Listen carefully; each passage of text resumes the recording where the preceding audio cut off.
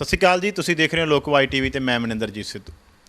ਅੱਜ ਅਸੀਂ ਤੁਹਾਨੂੰ ਇੱਕ ਅਜਿਹੇ ਸ਼ਖਸ ਨਾਲ ਮਿਲਾਵਾਂਗੇ ਜਿਹੜਾ ਭੂਤਾਂ ਕੱਢਦਾ। ਉਹਨਾਂ ਦਾ ਕੰਮ ਹੀ ਇਹ ਹੈ ਕਿ ਜੇਕਰ ਕਿਸੇ 'ਚ ਕੋਈ ਪਰਾਈ ਆਤਮਾ ਕੋਈ ਭੂਤ ਆਉਂਦੀ ਹੈ ਤਾਂ ਉਹ ਕੁਝ ਹੀ ਪਲਾਂ ਦੇ ਵਿੱਚ ਕੁਝ ਹੀ ਟਾਈਮ ਦੇ ਵਿੱਚ ਉਹਨੂੰ ਕੱਢ ਦਿੰਦੇ ਆ। ਪਰ ਇੱਕ ਗੱਲ ਤੁਹਾਨੂੰ ਇੱਥੇ ਦੱਸ ਦਈਏ ਕਿ ਉਹ ਕੋਈ ਸੰਤ ਬਾਬੇ ਜਾਂ ਪੁੱਛਾਂ ਵਾਲੇ ਨਹੀਂ। ਉਹ ਹੈ ਰਜਿੰਦਰ ਭਦੌੜ ਜੀ ਅਤੇ ਉਹਨਾਂ ਦੀ ਟੀਮ ਹੈ ਪੂਰੀ। ਪਰ ਰਜਿੰਦਰ ਭਦੌੜ ਜੀ ਇਸ ਵਕਤ ਸਾਡੇ ਨਾਲ ਆ, ਉਹਨਾਂ ਨਾਲ ਗੱਲਬਾਤ ਕਰਦੇ ਹਾਂ। ਭਦੌੜ ਸਾਹਿਬ, ਸਵਾਗਤ ਹੈ ਤੁਹਾਡਾ ਜੀ। ਬਹੁਤ ਬਹੁਤ ਧੰਨਵਾਦ ਮਨਿੰਦਰਜੀਤ ਜੀ, ਪੂਰੇ ਚੈਨਲ ਦਾ ਵੀ, ਲੋਕ ਆਵਾਜ਼ ਦਾ। ਤੁਸੀਂ ਅੱਜ ਕੁਛ ਉਹ ਗੱਲਾਂ ਕਵਰ ਕਰਨ ਆਏ ਹੋ ਜਿਨ੍ਹਾਂ ਦੀ ਸਮਾਜ ਨੂੰ ਬਹੁਤ ਜ਼ਿਆਦਾ ਜ਼ਰੂਰਤ ਆ ਕਿ ਉਹਨਾਂ ਨੂੰ ਇਹਦੇ ਬਾਰੇ ਸੱਚ ਪਤਾ ਲੱਗ ਜੇ। ਭਦੌੜ ਸਾਹਿਬ, ਜਿਵੇਂ ਮੈਂ ਪਹਿਲਾਂ ਹੀ ਦੱਸਿਆ ਇੰਟਰੋ ਦੇ ਵਿੱਚ ਹੀ ਕਿਹਾ ਕਿ ਭੂਤਾਂ ਜੀ, ਕੀ ਵਾਕਈ ਤੁਸੀਂ ਭੂਤਾਂ ਕੱਢ ਦਿੰਦੇ ਹੋ? ਦੇਖੋ, ਜੇ ਤਾਂ ਅੰਦਰਲੇ ਸੱਚ ਦੀ ਗੱਲ ਪੁੱਛਣਾ ਹੋਵੇ ਫਿਰ ਤਾਂ ਇਹ ਹੈ ਵੀ ਨਾ ਭੂਤਾਂ ਹੁੰਦੀਆਂ ਤੇ ਨਾ ਭੂਤਾਂ ਨਿਕਲਦੀਆਂ, ਨਾ ਭੂਤਾਂ ਵੜਦੀਆਂ। ਠੀਕ ਹੈ ਜੀ। ਜੇ ਸਮਾਜਿਕ ਤੌਰ ਤੇ ਗੱਲ ਕਰਦੇ ਆ ਫਿਰ ਲੋਕਾਂ ਨੂੰ ਭੂਤਾਂ ਚਿੰਬੜਦੀਆਂ ਵੀ ਆ, ਅਸੀਂ ਕੱਢ ਵੀ ਦਿੰਦੇ ਹਾਂ। ਫਿਰ ਇਹ ਆ ਦੂਜਾ ਪਾਸਾ ਜਿਹਦਾ ਉਵੇਂ ਦੇਖਣਾ ਹੋਏ ਤਾਂ। ਠੀਕ। ਅਤੇ ਭੂਤਾਂ ਚੁੰਬੜਦੀਆਂ ਕਿਵੇਂ ਆ ਜੀ ਲੋਕਾਂ ਨੂੰ ਜੀ? ਅਤੇ ਤੁਹਾਡੇ ਕੱਢਣ ਦਾ ਤਰੀਕਾ ਕੀ ਹੈ, ਇਹਦੇ ਬਾਰੇ ਸਾਨੂੰ ਜਾਣਨਾ ਪਊ। ਦੇਖੋ, ਦੋ ਤਰ੍ਹਾਂ ਦੇ ਕੇਸ ਸਾਡੇ ਸਮਾਜ ਦੇ ਅੰਦਰ ਵਾਪਰਦੇ ਆ ਜਿਹੜੇ ਭੂਤਾਂ ਨਾਲ ਜੁੜ ਜਾਂਦੇ ਆ ਅਕਸਰ। ਠੀਕ ਹੈ ਜੀ। ਅਸੀਂ ਉਹਨੂੰ ਦੋ ਹਿੱਸਿਆਂ 'ਚ ਵੰਡਦੇ ਹਾਂ। ਇੱਕ ਉਹ ਕਹਿੰਦੇ ਆ ਜਿਨ੍ਹਾਂ ਨੂੰ ਅਸੀਂ ਕਹਿੰਦੇ ਹਾਂ ਘਟਨਾਵਾਂ ਵਾਪਰਦੀਆਂ। ਠੀਕ ਹੈ ਜੀ। ਮੰਨ ਲਓ ਕਿਸੇ ਘਰੇ ਖੂਨ ਦੇ ਛਿੱਟੇ ਡਿੱਗਦੇ ਆ, ਠੀਕ ਹੈ ਜੀ। ਸਿੱਟਣ ਵਾਲੇ ਦਾ ਨਹੀਂ ਪਤਾ ਲੱਗਦਾ, ਡਿੱਗਦਿਆਂ ਦਾ ਨਹੀਂ ਪਤਾ ਲੱਗਦਾ, ਡਿੱਗੇ ਹੋਏ ਖੂਨ ਦੇ ਛਿੱਟੇ ਸਭ ਨੂੰ ਦਿਸਦੇ ਆ। ਕਿਸੇ ਘਰੇ ਇੱਟਾਂ ਵੱਟੇ ਡਿੱਗਦੇ ਆ, ਸਿੱਟਣ ਵਾਲੇ ਦਾ ਨਹੀਂ ਪਤਾ ਲੱਗਦਾ, ਰਾਖੀ ਰੱਖੇ ਤੋਂ ਪਹਿਰੇ ਲਾਇਆਂ ਤੋਂ ਕੋਈ ਪਤਾ ਨਹੀਂ ਲੱਗਦਾ, ਪਰ ਡਿੱਗੇ ਹੋਏ ਸਭ ਨੂੰ ਦਿਸਦੇ ਆ।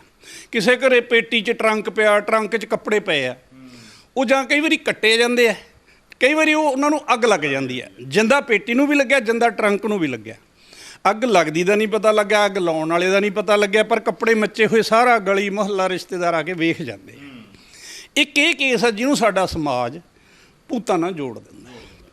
ਦੂਸਰਾ ਕੀ ਹੈ, ਕਿਸੇ ਨੂੰ ਦੰਦਲਾਂ ਦੌਰੇ ਪੈਂਦੇ ਆ, ਕਿਸੇ ਦਾ ਸਿਰ ਘੁੰਮਦਾ ਜਿਹਨੂੰ ਕਹਿੰਦੇ ਆ ਪੌਣ ਆ ਗਈ, ਕਿਸੇ 'ਚ ਕੋਈ ਮਰਿਆ ਹੋਇਆ ਬੋਲਦਾ। ਜਾਣੀ ਜਦੋਂ ਵੀ ਕੋਈ ਗੱਲ ਅਜਿਹੀ ਵਾਪਰਦੀ ਹੈ ਜਿਹੜੀ ਸਾਡੇ ਸਮਾਜ ਦੇ ਵਿੱਚ ਆਮ ਨਹੀਂ ਵਾਪਰਦੀ ਤਾਂ ਲੋਕੀ ਉਹਨੂੰ ਭੂਤਾਂ ਪ੍ਰੇਤਾਂ ਨਾਲ ਜੋੜ ਦਿੰਦੇ ਆ, ਜਿਹਦੇ ਕਰਕੇ ਕੀ ਹੁੰਦਾ, ਉਹਨਾਂ ਨੂੰ ਲੱਗਦਾ ਵੀ ਇਹ ਜਿਹੜੀ ਇਹਨੂੰ ਕੋਈ ਤਕਲੀਫ ਹੈ, ਪਰੇਸ਼ਾਨੀ ਹੈ, ਇਹ ਕਿਸੇ ਬਾਹਰਲੀ ਅਚਾ ਕਰਕੇ ਕਸਰ ਕਰਕੇ ਹੈਗੀ ਆ। ਅਤੇ ਉਹਦੇ ਫਿਰ ਜਿਹੜੇ ਮਾਹਰ ਆ ਉਹ ਡੇਰਿਆਂ ਵਾਲੇ ਬਾਬੇ, ਤਾਂਤਰਿਕ, ਤਰ੍ਹਾਂ ਤਰ੍ਹਾਂ ਦੇ ਫੱਟੇ ਜਿਹੇ ਜਿਹਾ ਕਿਸੇ ਨੇ ਬੋਰਡ ਲਾਇਆ, ਉਹ ਫਿਰ ਇਹੋ ਜਿਹੇ ਇਲਾਜ ਲਈ ਉਹਨਾਂ ਵੱਲ ਨੂੰ ਚੱਲ ਪੈਂਦੇ। ਹੁਣ ਜਿੱਥੋਂ ਤੱਕ ਇਹਨਾਂ ਦੀ ਸੱਚਾਈ ਦੀ ਗੱਲ ਕਰੀਏ ਕਿ ਸਾਰਾ ਕੁਛ ਹੋ ਕਿਉਂ ਜਾਂਦਾ ਹੈ, ਉਹਦੇ 'ਚ ਇਹ ਹੁੰਦਾ ਕਿ ਬਹੁਤ ਸਾਰੇ ਸਮਾਜਿਕ, ਆਰਥਿਕ, ਸਰੀਰਕ, ਮਾਨਸਿਕ ਕਾਰਨ ਨੇ ਜਿਨ੍ਹਾਂ ਕਰਕੇ ਵਿਅਕਤੀ ਅਜਿਹੀ ਸਥਿਤੀ 'ਚ ਚਲਿਆ ਜਾਂਦਾ। ਜਿਹਦੇ 'ਚ ਜੇ ਸਭ ਤੋਂ ਪਹਿਲਾਂ ਇਹ ਗੱਲ ਕਰਨੀ ਹੋਵੇ, ਜਿਨ੍ਹਾਂ ਦਾ ਕੋਈ ਸਿਰ ਘੁੰਮਦਾ, ਕਹਿ ਲਓ ਦੰਦਲਾਂ ਦੌਰੇ ਪੈਂਦੇ ਆ, ਜਿਨ੍ਹਾਂ 'ਚ ਸੱਚਵੇਂ ਹੀ ਲੱਗਦਾ ਕੋਈ ਮਰਿਆ ਹੋਇਆ ਬੋਲਦਾ, ਆਵਾਜ਼ ਬਦਲ ਜਾਂਦੀ ਹੈ। ਇਹ ਆ ਸਾਡੀਆਂ ਉਹ ਧਾਰਨਾਵਾਂ ਜਿਹੜੀਆਂ ਸਦੀਆਂ ਤੋਂ, ਬਚਪਨ ਤੋਂ ਸਾਨੂੰ ਸਿਖਾਈਆਂ ਗਈਆਂ, ਕਹਿ ਲਓ ਸਾਡੇ ਹੌਲੀ ਹੌਲੀ ਸਬਕੌਂਸ਼ੀਅਸ ਮਾਈਂਡ ਤੱਕ ਉਹ ਗੱਲਾਂ ਹੌਲੀ ਹੌਲੀ ਸਮਾਜ ਨੇ ਭਰਤੀਆਂ ਵੀ ਭਾਈ ਜਿਹੜਾ ਇੱਕ ਬੰਦਾ ਹੁੰਦਾ ਇਹਦੇ ਅੰਦਰ ਇੱਕ ਆਤਮਾ ਹੁੰਦੀ ਹੈ। ਉਹ ਆਤਮਾ ਜਦੋਂ ਬੰਦਾ ਮਰ ਜਾਂਦਾ ਇਹਦੇ 'ਚੋਂ ਨਿਕਲਦੀ ਹੈ, ਫਿਰ ਉਹਦੀ ਗਤੀ ਕਰਾਉਣੀ ਪੈਂਦੀ ਹੈ। ਕਈਆਂ ਦੀ ਗਤੀ ਹੋ ਜਾਂਦੀ ਹੈ, ਕਈਆਂ ਦੀ ਗਤੀ ਨਹੀਂ ਹੁੰਦੀ। ਜਿਹਦੀ ਗਤੀ ਨਹੀਂ ਹੁੰਦੀ ਉਹ ਆਤਮਾ ਰੂਹ ਇੱਥੇ ਭਟਕਦੀ ਰਹਿੰਦੀ ਹੈ। ਉਹ ਆਪਦੇ ਘਰਦਿਆਂ ਨੂੰ ਵੀ ਤੰਗ ਕਰਨ ਲੱਗ ਜਾਂਦੀ ਆ, ਆਂਢੀਆਂ ਗੁਆਂਢੀਆਂ ਨੂੰ ਵੀ ਤੰਗ ਕਰਦੀ ਆ।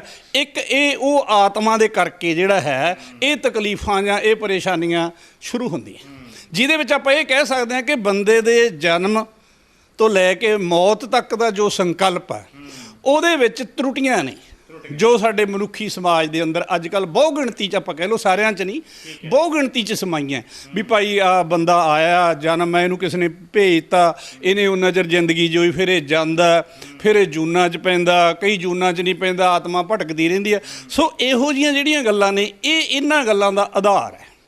ਹੁਣ ਜੇ ਇਹਨਾਂ ਗੱਲਾਂ ਦੀ ਹੋਰ ਥੋੜ੍ਹੀ ਵਿਗਿਆਨਕ ਸੱਚਾਈ ਦੀ ਗੱਲ ਕਰਨੀ ਹੋਵੇ ਵੀ ਬੰਦਾ ਹੈ ਕੀ, ਸਾਡੀ ਤਰਕਸ਼ੀਲ ਸੁਸਾਇਟੀ ਤਾਂ ਇੱਕੋ ਹੀ ਗੱਲ ਕਹਿੰਦੀ ਹੈ ਕਿ ਜੇ ਸਾਡੇ ਸਮਾਜ ਨੂੰ, ਜੇ ਸਾਡੇ ਮਨੁੱਖ ਨੂੰ ਇਹ ਗੱਲ ਸਮਝ ਆ ਜੇ ਕਿ ਮੈਂ ਕੀ ਹਾਂ, ਮਨੁੱਖ ਕੀ ਹੈ, ਇਹ ਕਿੱਥੋਂ ਆਇਆ, ਕਿਵੇਂ ਜਿਉਂਦਾ, ਕਿਵੇਂ ਇਹਨੇ ਵਿਕਾਸ ਕਰਕੇ ਅੱਜ ਤੱਕ ਪਹੁੰਚ ਗਿਆ ਅਤੇ ਮਰ ਕੇ ਇਹਦਾ ਕੀ ਬਣਦਾ, ਤਾਂ ਬਹੁਤ ਸਾਰੇ ਜਿਹੜੇ ਝੰਜਟ ਨੇ ਖਾਸ ਕਰਕੇ ਮਰਨ ਤੋਂ ਬਾਅਦ ਕੀਤੇ ਜਾਂਦੇ ਆ ਉਹ ਤਾਂ ਆਪਣੇ ਆਪ ਖਤਮ ਹੋ ਜਾਣਗੇ। ਜੇ ਥੋੜ੍ਹੇ ਸ਼ਬਦਾਂ 'ਚ ਜਿੰਨਾ ਕੁ ਆਪਣੀ ਚੈਨਲ ਦੇ ਸਮੇਂ ਦੀ ਸੀਮਤਾਈ ਹੋਵੇ ਗੱਲ ਕਹਿਣੀ ਹੋਵੇ ਤਾਂ ਇੰਨਾ ਕੁ ਵੀ ਬ੍ਰਹਿਮੰਡ ਦੇ ਵਿੱਚ ਧਰਤੀ ਹੋਂਦ 'ਚ ਆ ਗਈ। ਉਹ ਲੰਬਾ ਮਸਲਾ, ਉਹ 'ਤੇ ਆਪਾਂ ਨਹੀਂ ਗੱਲ ਕਰਾਂਗੇ।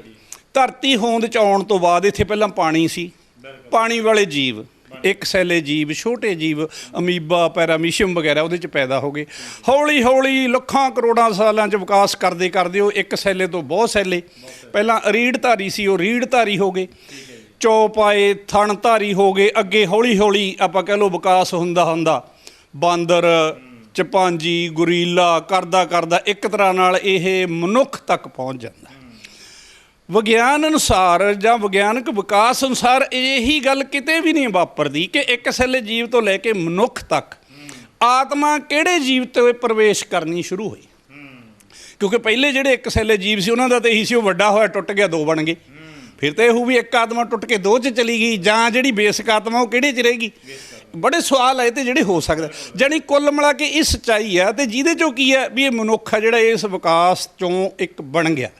ਕਿਉਂਕਿ ਜਦੋਂ ਤੋਂ ਇਹਦੇ ਹੱਥ ਆਜ਼ਾਦ ਹੋ ਗਏ, ਹੱਥੀਂ ਕਿਰਤ ਕਰਨ ਲੱਗਿਆ, ਉਹਦੇ ਨਾਲ ਬਹੁਤ ਕੁਛ ਇਹਨੇ ਦੂਜਿਆਂ 'ਤੇ ਕਾਬੂ ਪਾ ਲਿਆ ਆਪਾਂ ਕਹਿ ਲਈਏ।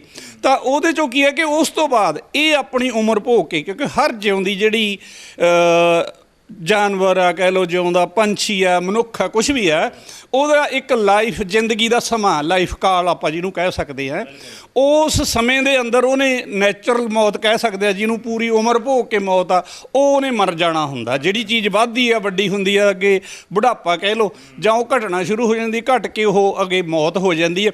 ਬਿਲਕੁਲ ਜਿਵੇਂ ਉਸ ਜੀਵ ਦਾ ਕਹਿ ਲਓ, ਕੋਈ ਵੀ ਜੀਵ ਹੈ, ਉਹਦਾ ਜਨਮ ਇਸ ਸਮਾਜਿਕ ਵਿਕਾਸ 'ਚੋਂ ਹੁੰਦਾ, ਉਵੇਂ ਹੀ ਇਹ ਹੌਲੀ ਹੌਲੀ ਘਟਦਾ ਘਟਦਾ ਇਸੇ ਸਮਾਜ 'ਚ ਮੁੜ ਕੇ ਫਿਰ ਉਹਨਾਂ ਪਦਾਰਥਾਂ ਦੇ ਵਿੱਚ ਹੀ ਇਹ ਮੌਤ ਤੋਂ ਬਾਅਦ ਸਮਾ ਜਾਂਦਾ।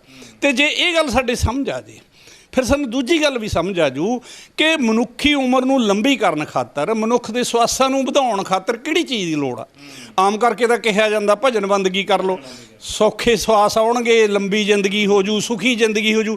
ਪਰ ਫਿਰ ਮਨੁੱਖ ਨੂੰ ਸਮਝ ਆ ਜੂਗੀ ਇਹ, ਜਦੋਂ ਇਸ ਨਿਰਣੇ 'ਤੇ ਪਹੁੰਚ ਗਿਆ ਵੱਡਾ ਹਿੱਸਾ, ਕਿ ਜੇ ਅਸੀਂ ਲੰਬੀ ਉਮਰ ਜਿਉਣਾ ਚਾਹੁੰਦੇ ਹਾਂ, ਜੇ ਅਸੀਂ ਸੁਖੀ ਜ਼ਿੰਦਗੀ ਜਿਉਣਾ ਚਾਹੁੰਦੇ ਹਾਂ, ਜੇ ਅਸੀਂ ਬਿਮਾਰੀਆਂ ਤੋਂ ਰਹਿਤ ਜ਼ਿੰਦਗੀ ਜਿਉਣਾ ਚਾਹੁੰਦੇ ਹਾਂ, ਫਿਰ ਸਾਨੂੰ ਚਿੰਤਾ ਇੱਕੋ ਹੀ ਗੱਲ ਦੀ ਹੋਊ ਕਿ ਸਾਡਾ ਵਾਤਾਵਰਨ ਕਿਵੇਂ ਸਾਫ਼ ਰਹਿ ਸਕਦਾ, ਸਾਡੀ ਹਵਾ, ਸਾਡਾ ਪਾਣੀ, ਸਾਡੀ ਮਿੱਟੀ, ਸਾਡੀ ਖੁਰਾਕ ਇਹ ਕਿਵੇਂ ਸ਼ੁੱਧ ਰਹਿ ਸਕਦੀ ਹੈ। ਫਿਰ ਸਾਡਾ ਸਾਰਾ ਜ਼ੋਰ ਇਸ ਗੱਲ 'ਤੇ ਲੱਗ ਜੂ ਕਿ ਅਸੀਂ ਇਹਨੂੰ ਸ਼ੁੱਧ ਰੱਖਣ ਦੇ ਵੱਧ ਤੋਂ ਵੱਧ ਯਤਨ ਕਰੀਏ। ਅਤੇ ਜਦੋਂ ਅਸੀਂ ਉਹ ਯਤਨ ਕਰਾਂਗੇ, ਜ਼ਿੰਦਗੀ ਵੀ ਸੁਖੀ ਸਰ, ਇਹ ਇੱਕ ਲਾਈਫ ਦਾ ਪੂਰਾ ਪ੍ਰੋਸੈਸ ਆ।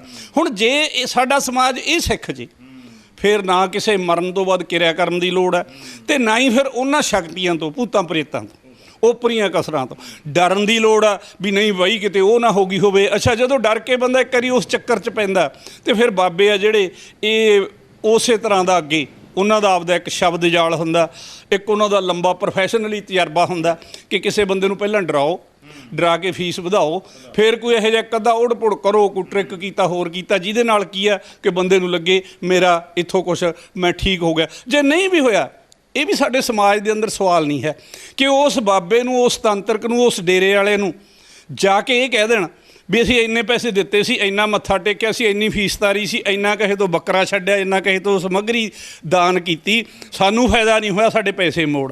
ਕਿਉਂਕਿ ਸਾਡਾ ਸਮਾਜ ਫਿਰ ਡਰਦਾ ਵੀ ਇਹਨਾਂ ਬਾਬਿਆਂ ਤਾਂਤਰਿਕਾਂ ਕੋਲੇ ਸ਼ਕਤੀਆਂ ਹੁੰਦੀਆਂ, ਇਹਨਾਂ ਨਾਲ ਪੰਗਾ ਨਹੀਂ ਲਈਦਾ ਹੁੰਦਾ, ਉਹ ਤੋਂ ਤਾਂ ਪਤਾ ਨਹੀਂ ਰਾਮ ਆਊ ਕਿ ਨਾ ਹੋਰ ਨਾ ਮੰਗਰ ਲਾ ਦੇ ਕੋਈ। ਸੋ ਇਹ ਸਾਰੀਆਂ ਧਾਰਨਾਵਾਂ ਨੇ ਜਿਹੜੀਆਂ ਕਾਰਨ ਨੇ ਉਹੋ ਜਿਹੇ ਕੇਸਾਂ ਦਾ, ਉਹੋ ਜਿਹੀਆਂ ਭੂਤਾਂ ਪ੍ਰੇਤਾਂ ਦਾ, ਜਿਹਦੇ ਕਰਕੇ ਲੋਕਾਂ ਨੂੰ ਲੱਗਦਾ ਕਿ ਉਹਦੇ 'ਚ ਕੋਈ ਮਰਿਆ ਹੋਇਆ ਆ ਗਿਆ, ਉਹਦੀ ਮਰੇ ਹੋਏ ਦੀ ਆਵਾਜ਼ 'ਚ ਗੱਲਾਂ ਕਰਦਾ। ਜੇ ਕੋਈ ਬੰਦੇ ਨੂੰ ਕਸਰ ਹੋਈ ਆ, ਉਹ 'ਚ ਬੁੜੀ ਆ ਕੇ ਬੋਲਣ ਲੱਗ ਗਈ, ਬੁੜੀ ਨੂੰ ਹੋਈ ਆ, ਬੰਦਾ ਆ ਕੇ ਬੋਲਣ ਲੱਗ ਗਿਆ, ਉਹਨੂੰ ਲੱਗਦਾ ਵੀ ਦੰਦਲਾਂ ਦੌਰੇ ਪੈਂਦੇ, ਉਹਨੂੰ ਲੱਗਦਾ ਕਿ ਮਰਿਆ ਹੋਇਆ ਵਿਅਕਤੀ ਆਹ ਚੀਜ਼ ਮੰਗ ਕਰਦਾ, ਇੱਛਾ ਰੱਖਦਾ। ਉਹ ਸਾਰੀਆਂ ਗੱਲਾਂ ਇਸ ਸੰਕਲਪ 'ਚੋਂ ਨਿਕਲਦੀਆਂ। ਹੁਣ ਰਹੀ ਦੂਜੀ ਗੱਲ, ਜਿਹੜੇ ਦੂਜੇ ਕੇਸ ਆ ਘਟਨਾਵਾਂ ਵਾਲੇ, ਕਿਸੇ ਘਰੇ ਅੱਗ ਲੱਗਦੀ ਹੈ, ਲਾਉਂਦੇ ਦਾ ਨਹੀਂ ਪਤਾ ਲੱਗਦਾ ਪਰ ਲੱਗੀ ਹੋਈ ਸਭ ਨੂੰ ਦਿਸ ਜਾਂਦੀ, ਖੂਨ ਦੇ ਛਿੱਟੇ ਆਉਂਦੇ ਆ। ਉਹ ਅਸੀਂ ਵੇਖਿਆ, ਜਿੰਨਾ ਕੁ ਤਰਕਸ਼ੀ ਸੋਸਾਇਟੀ ਦਾ 37 ਸਾਲ ਦਾ ਤਜਰਬਾ ਹੈ, ਕਿ ਮਾਨਸਿਕ ਤੌਰ 'ਤੇ ਜਦੋਂ ਵਿਅਕਤੀ ਕਿਸੇ ਗੱਲ 'ਚੋਂ ਉਖੜ ਜਾਂਦਾ ਹੈ, ਕਿਉਂਕਿ ਇਸ ਸਮਾਜ ਦੇ ਅੰਦਰ ਚਾਹੇ ਗਰੀਬ ਆ ਚਾਹੇ ਕੋਈ ਅਮੀਰ ਆ, ਹਰ ਇੱਕ ਦੀਆਂ ਇੱਛਾਵਾਂ, ਹਰ ਇੱਕ ਦੀਆਂ ਰੀਝਾਂ ਨੇ, ਚਾਅ ਨੇ, ਉਹ ਚਾਹੇ ਲੜਕਾ ਤੇ ਚਾਹੇ ਲੜਕੀ ਆ, ਉਹ ਹਰ ਕੋਈ ਆਪਣੀ ਜ਼ਿੰਦਗੀ 'ਚ ਉੱਚਾ ਉੱਠਣਾ ਚਾਹੁੰਦਾ ਹੈ। ਜਦੋਂ ਨਹੀਂ ਉੱਚਾ ਉੱਠ ਪਾਉਂਦਾ ਤਾਂ ਫਿਰ ਕੀ ਹੁੰਦਾ, ਉਹ ਸੋਚਣ ਲੱਗ ਜਾਂਦਾ ਵੀ ਮੈਨੂੰ ਅੱਗੇ ਵਧਣ ਦੇ ਵਿੱਚ ਅੜਿੱਕਾ ਕੀ ਹੈ। ਮੰਨ ਲਓ ਕਿਸੇ ਦੀ ਕੋਈ ਛੋਟੀ ਜਿਹੀ ਗੱਲ ਆ, ਉਹ ਆਪਦੇ ਘਰ 'ਚ ਕਰਨੀ ਚਾਹੁੰਦਾ, ਉਹਦੀ ਕੋਈ ਸੁਣਵਾਈ ਨਹੀਂ ਹੁੰਦੀ, ਉਹਨੂੰ ਲੱਗਦਾ ਵੀ ਜਿਹੜੀ ਗੱਲ 1000 500 700 ਦੀ ਨਾਲ ਉਹ ਮਸਲਾ ਹੱਲ ਹੋ ਸਕਦਾ, ਉਹ ਵੀ ਖੁਸ਼ ਹੋ ਸਕਦਾ, ਉਹ ਬਣਾਉਣਾ ਹੀ ਚਾਹੁੰਦਾ ਹੁੰਦਾ, ਕੋਈ ਇਹ ਨਹੀਂ ਕਿ ਵਿਗਾੜਨਾ ਚਾਹੁੰਦਾ। ਜਦੋਂ ਨਹੀਂ ਹੁੰਦੀ ਤਾਂ ਫਿਰ ਉਹ ਮਾਨਸਿਕ ਤੌਰ 'ਤੇ ਇੱਕ ਖੰਡਾਅ ਦਾ ਸ਼ਿਕਾਰ ਹੋ ਜਾਂਦਾ। ਉਹਨੂੰ ਐਂ ਲੱਗਦਾ ਵੀ ਮੈਂ ਇਸ ਘਰ ਲਈ ਸਾਰਾ ਕੁਛ ਕਰਦਾ, ਤਨੋਂ ਕਰੀ ਜਾਂਦਾ, ਵੀ ਮੇਰੀ ਤਾਂ ਛੋਟੀ ਜਿਹੀ ਗੱਲ ਵੀ ਨਹੀਂ ਸੁਣੀ ਜਾਂਦੀ। ਅਤੇ ਜਦੋਂ ਉਹ ਨਹੀਂ ਸੁਣੀ ਜਾਂਦੀ ਤਾਂ ਉਹ ਬੰਦੇ ਦੇ ਉੱਤੇ ਫਿਰ ਇੱਕ ਮਾਨਸਿਕ ਤੌਰ 'ਤੇ ਬੋਝ ਬਣ ਜਾਂਦਾ। ਅਤੇ ਆਪਾਂ ਸਮਾਜ 'ਚ ਦੇਖਦੇ ਹਾਂ ਕਿ ਬੋਝ ਬਣਿਆ ਹੋਇਆ ਬੰਦਾ ਖੁਦਕੁਸ਼ੀ ਵੀ ਕਰ ਜਾਂਦਾ। ਇਹ ਗੱਲਾਂ ਜਿਹੜੀਆਂ ਅੱਗ ਲਾਉਣੀ, ਇੱਟਾਂ ਰੋੜੇ ਸਿੱਟਣੇ, ਖੂਨ ਦੇ ਛਿੱਟੇ ਆਉਣੇ, ਇਹ ਗੱਲਾਂ ਉਸ ਸਟੇਜ ਤੋਂ ਪਹਿਲਾਂ ਦੀਆਂ ਕਿ ਕੋਈ ਸੁਣਵਾਈ ਹੋ ਜੇ। ਉਹ ਜਦੋਂ ਨਹੀਂ ਹੁੰਦੀ ਸੁਣਵਾਈ ਅਤੇ ਉਹ ਸਟੇਜ ਆ ਜਿਹੜੀ ਉਹ ਵੱਧਦੀ ਜਾਂਦੀ ਹੈ। ਇਹਦੇ 'ਚ ਅਸੀਂ ਇਹ ਵੀ ਕੱਢਿਆ ਕਿ 5-7% ਕੇਸ ਆ ਜਿਹੜੇ ਉਹ ਸ਼ਰਾਰਤੀ ਵੀ ਹੁੰਦੇ ਆ, ਸ਼ਰਾਰਤ ਨਾਲ ਕਰਦੇ ਆ ਦੂਜੇ ਨੂੰ ਤੰਗ ਕਰਨ ਦੇ ਲਈ। ਇੱਕ ਗੱਲ ਦੀ ਧਾਰਨਾ ਜਿਹੜੀ ਤਰਕਸ਼ੀਲ ਸੁਸਾਇਟੀ ਨੇ 37 ਸਾਲਾਂ 'ਚ ਇਸ ਗੱਲ ਨੂੰ ਪ੍ਰੋਜੈਕਟ ਕੀਤਾ। ਤਰਕਸ਼ੀਲ ਸੁਸਾਇਟੀ ਇਹ ਸਮਝਦੀ ਆ ਕਿ ਅੱਗ ਲਾਉਣ ਵਾਲਾ, ਖੂਨ ਦੇ ਸਿੱਟੇ ਸਿੱਟਣ ਵਾਲਾ, ਇੱਟਾਂ ਰੋੜੇ ਸਿੱਟਣ ਵਾਲਾ ਉਹ ਮੁੱਖ ਦੋਸ਼ੀ ਨਹੀਂ ਹੈ। ਮੁੱਖ ਦੋਸ਼ੀ ਉਹ ਆਲਾ ਦੁਆਲਾ, ਉਹ ਸਮਾਜ, ਉਹ ਪਰਿਵਾਰ।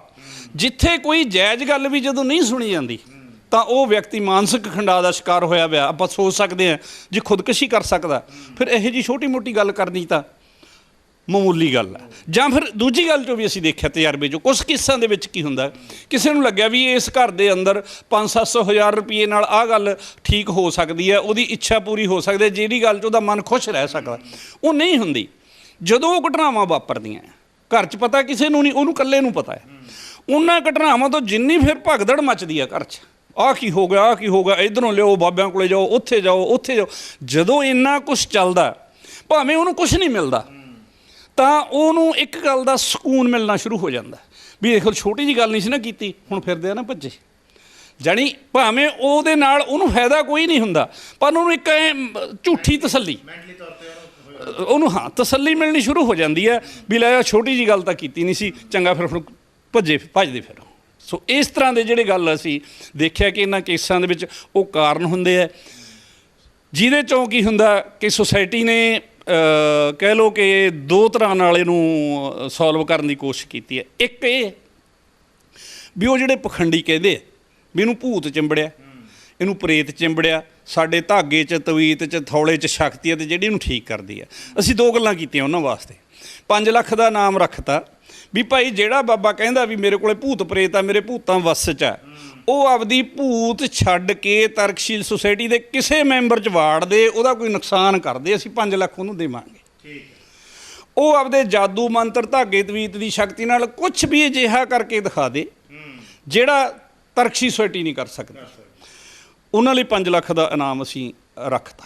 ਅਤੇ ਦੂਜੇ ਪਾਸੇ ਕੀ ਹੈ ਕਿ ਅਸੀਂ ਉਹਨਾਂ ਸਾਰੀਆਂ ਗੱਲਾਂ ਦੀ ਜਦੋਂ ਪੜਤਾਲ ਕਰਕੇ ਜਦੋਂ ਅਸੀਂ ਇਸ ਨਤੀਜੇ 'ਤੇ ਪਹੁੰਚਦੇ ਹਾਂ ਕਿ ਇਸ ਸਾਰੇ ਘਟਨਾਕ੍ਰਮ ਦੇ ਪਿੱਛੇ ਕਾਰਨ ਆ ਹੈ। ਸੁਸਾਇਟੀ ਦਾ ਕੰਮ ਕਾਰਨ ਲੱਭਣਾ ਪਹਿਲੀ ਗੱਲ। ਜਦੋਂ ਕਾਰਨ ਲੱਭ ਜਾਂਦਾ ਅਤੇ ਫਿਰ ਉਹਦਾ ਹੱਲ ਵੀ ਬੜਾ ਸੌਖਾ ਹੈ। ਹੱਲ 'ਚੋਂ ਤਾਂ ਐਂ ਕਹਿ ਲਓ ਕਿ ਜਦੋਂ ਅਸੀਂ ਪਹਿਲਾਂ ਹੀ ਜਿਹੜੀ ਜਾਣਕਾਰੀ ਦੇ ਰਹੇ ਹਾਂ ਕਿ ਉਹਦਾ ਕਸੂਰ ਘੱਟ ਹੁੰਦਾ ਘਟਨਾਵਾਂ ਕਰਨ ਵਾਲੇ ਦਾ, ਉਹਦੇ ਤੱਕ ਪਹੁੰਚਣਾ ਤਾਂ ਸਾਡੇ ਲਈ ਹੁਣ ਤਾਂ ਵੈਸੇ ਤਜਰਬੇ 'ਚੋਂ ਬਹੁਤ ਮਾਮੂਲੀ ਗੱਲ ਹੈ। ਜਦੋਂ ਸਾਨੂੰ ਕੋਈ ਆ ਕੇ ਦੱਸਦਾ ਵੀ ਆਹ ਅੱਗ ਲੱਗਦੀ ਆ, ਖੂਨ ਦੇ ਛਿੱਟੇ ਆਉਂਦੇ ਆਏ ਹੁੰਦੇ, ਅਸੀਂ ਕਈ ਵਾਰੀ ਤਾਂ ਫੋਨ 'ਤੇ ਪਰਿਵਾਰਕ ਹਿਸਟਰੀ ਲੈ ਕੇ ਪਤਾ ਲੱਗ ਜਾਂਦਾ ਕਿ ਕੌਣ ਕਰ ਸਕਦਾ ਹੈ। ਦੂਜੀ ਗੱਲ ਤਾਂ ਜਾ ਕੇ ਇਨਵੈਸਟੀਗੇਸ਼ਨ 'ਚ ਹੀ ਹੁੰਦੀ ਹੈ ਕਿ ਕਿਉਂ ਕਰਦਾ।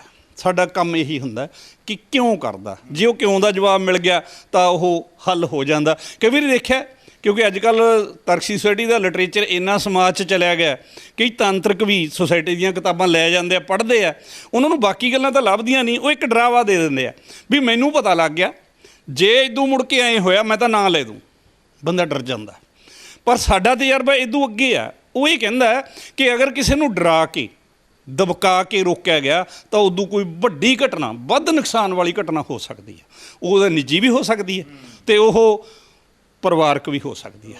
ਜਾਣੀ ਕੁੱਲ ਮਿਲਾ ਕੇ ਐਂ ਕਹਿ ਲਈਏ ਜੇ ਆਪਾਂ ਕਿ ਜਿਹੜਾ ਵਿਅਕਤੀ ਘਰ 'ਚ, ਪਰਿਵਾਰ 'ਚ, ਸਮਾਜ 'ਚ ਖੁਸ਼ ਨਹੀਂ ਹੈ, ਉਹ ਆਪਦੀ ਖੁਸ਼ੀ ਪਾਉਣ ਲਈ, ਆਪਦੀ ਸਮੱਸਿਆ ਦੇ ਹੱਲ ਲਈ ਸਾਡਾ ਜਿਹੜਾ ਦਿਮਾਗ ਦਾ ਅਰਧ ਚੇਤਨ ਮਨ ਅਵਸਥਾ ਹੈ, ਦਿਮਾਗ ਦੀ ਨਾ ਕਹੀਏ ਮਨ ਦੀ, ਸਬਕੌਂਸ਼ੀਅਸ ਮਾਈਂਡ ਹੈ, ਇਹ ਵਿਉਂਤਬੰਦੀ ਸੋਚਦਾ, ਇਹ ਜੁਗਤਾਂ ਸੋਚਦਾ।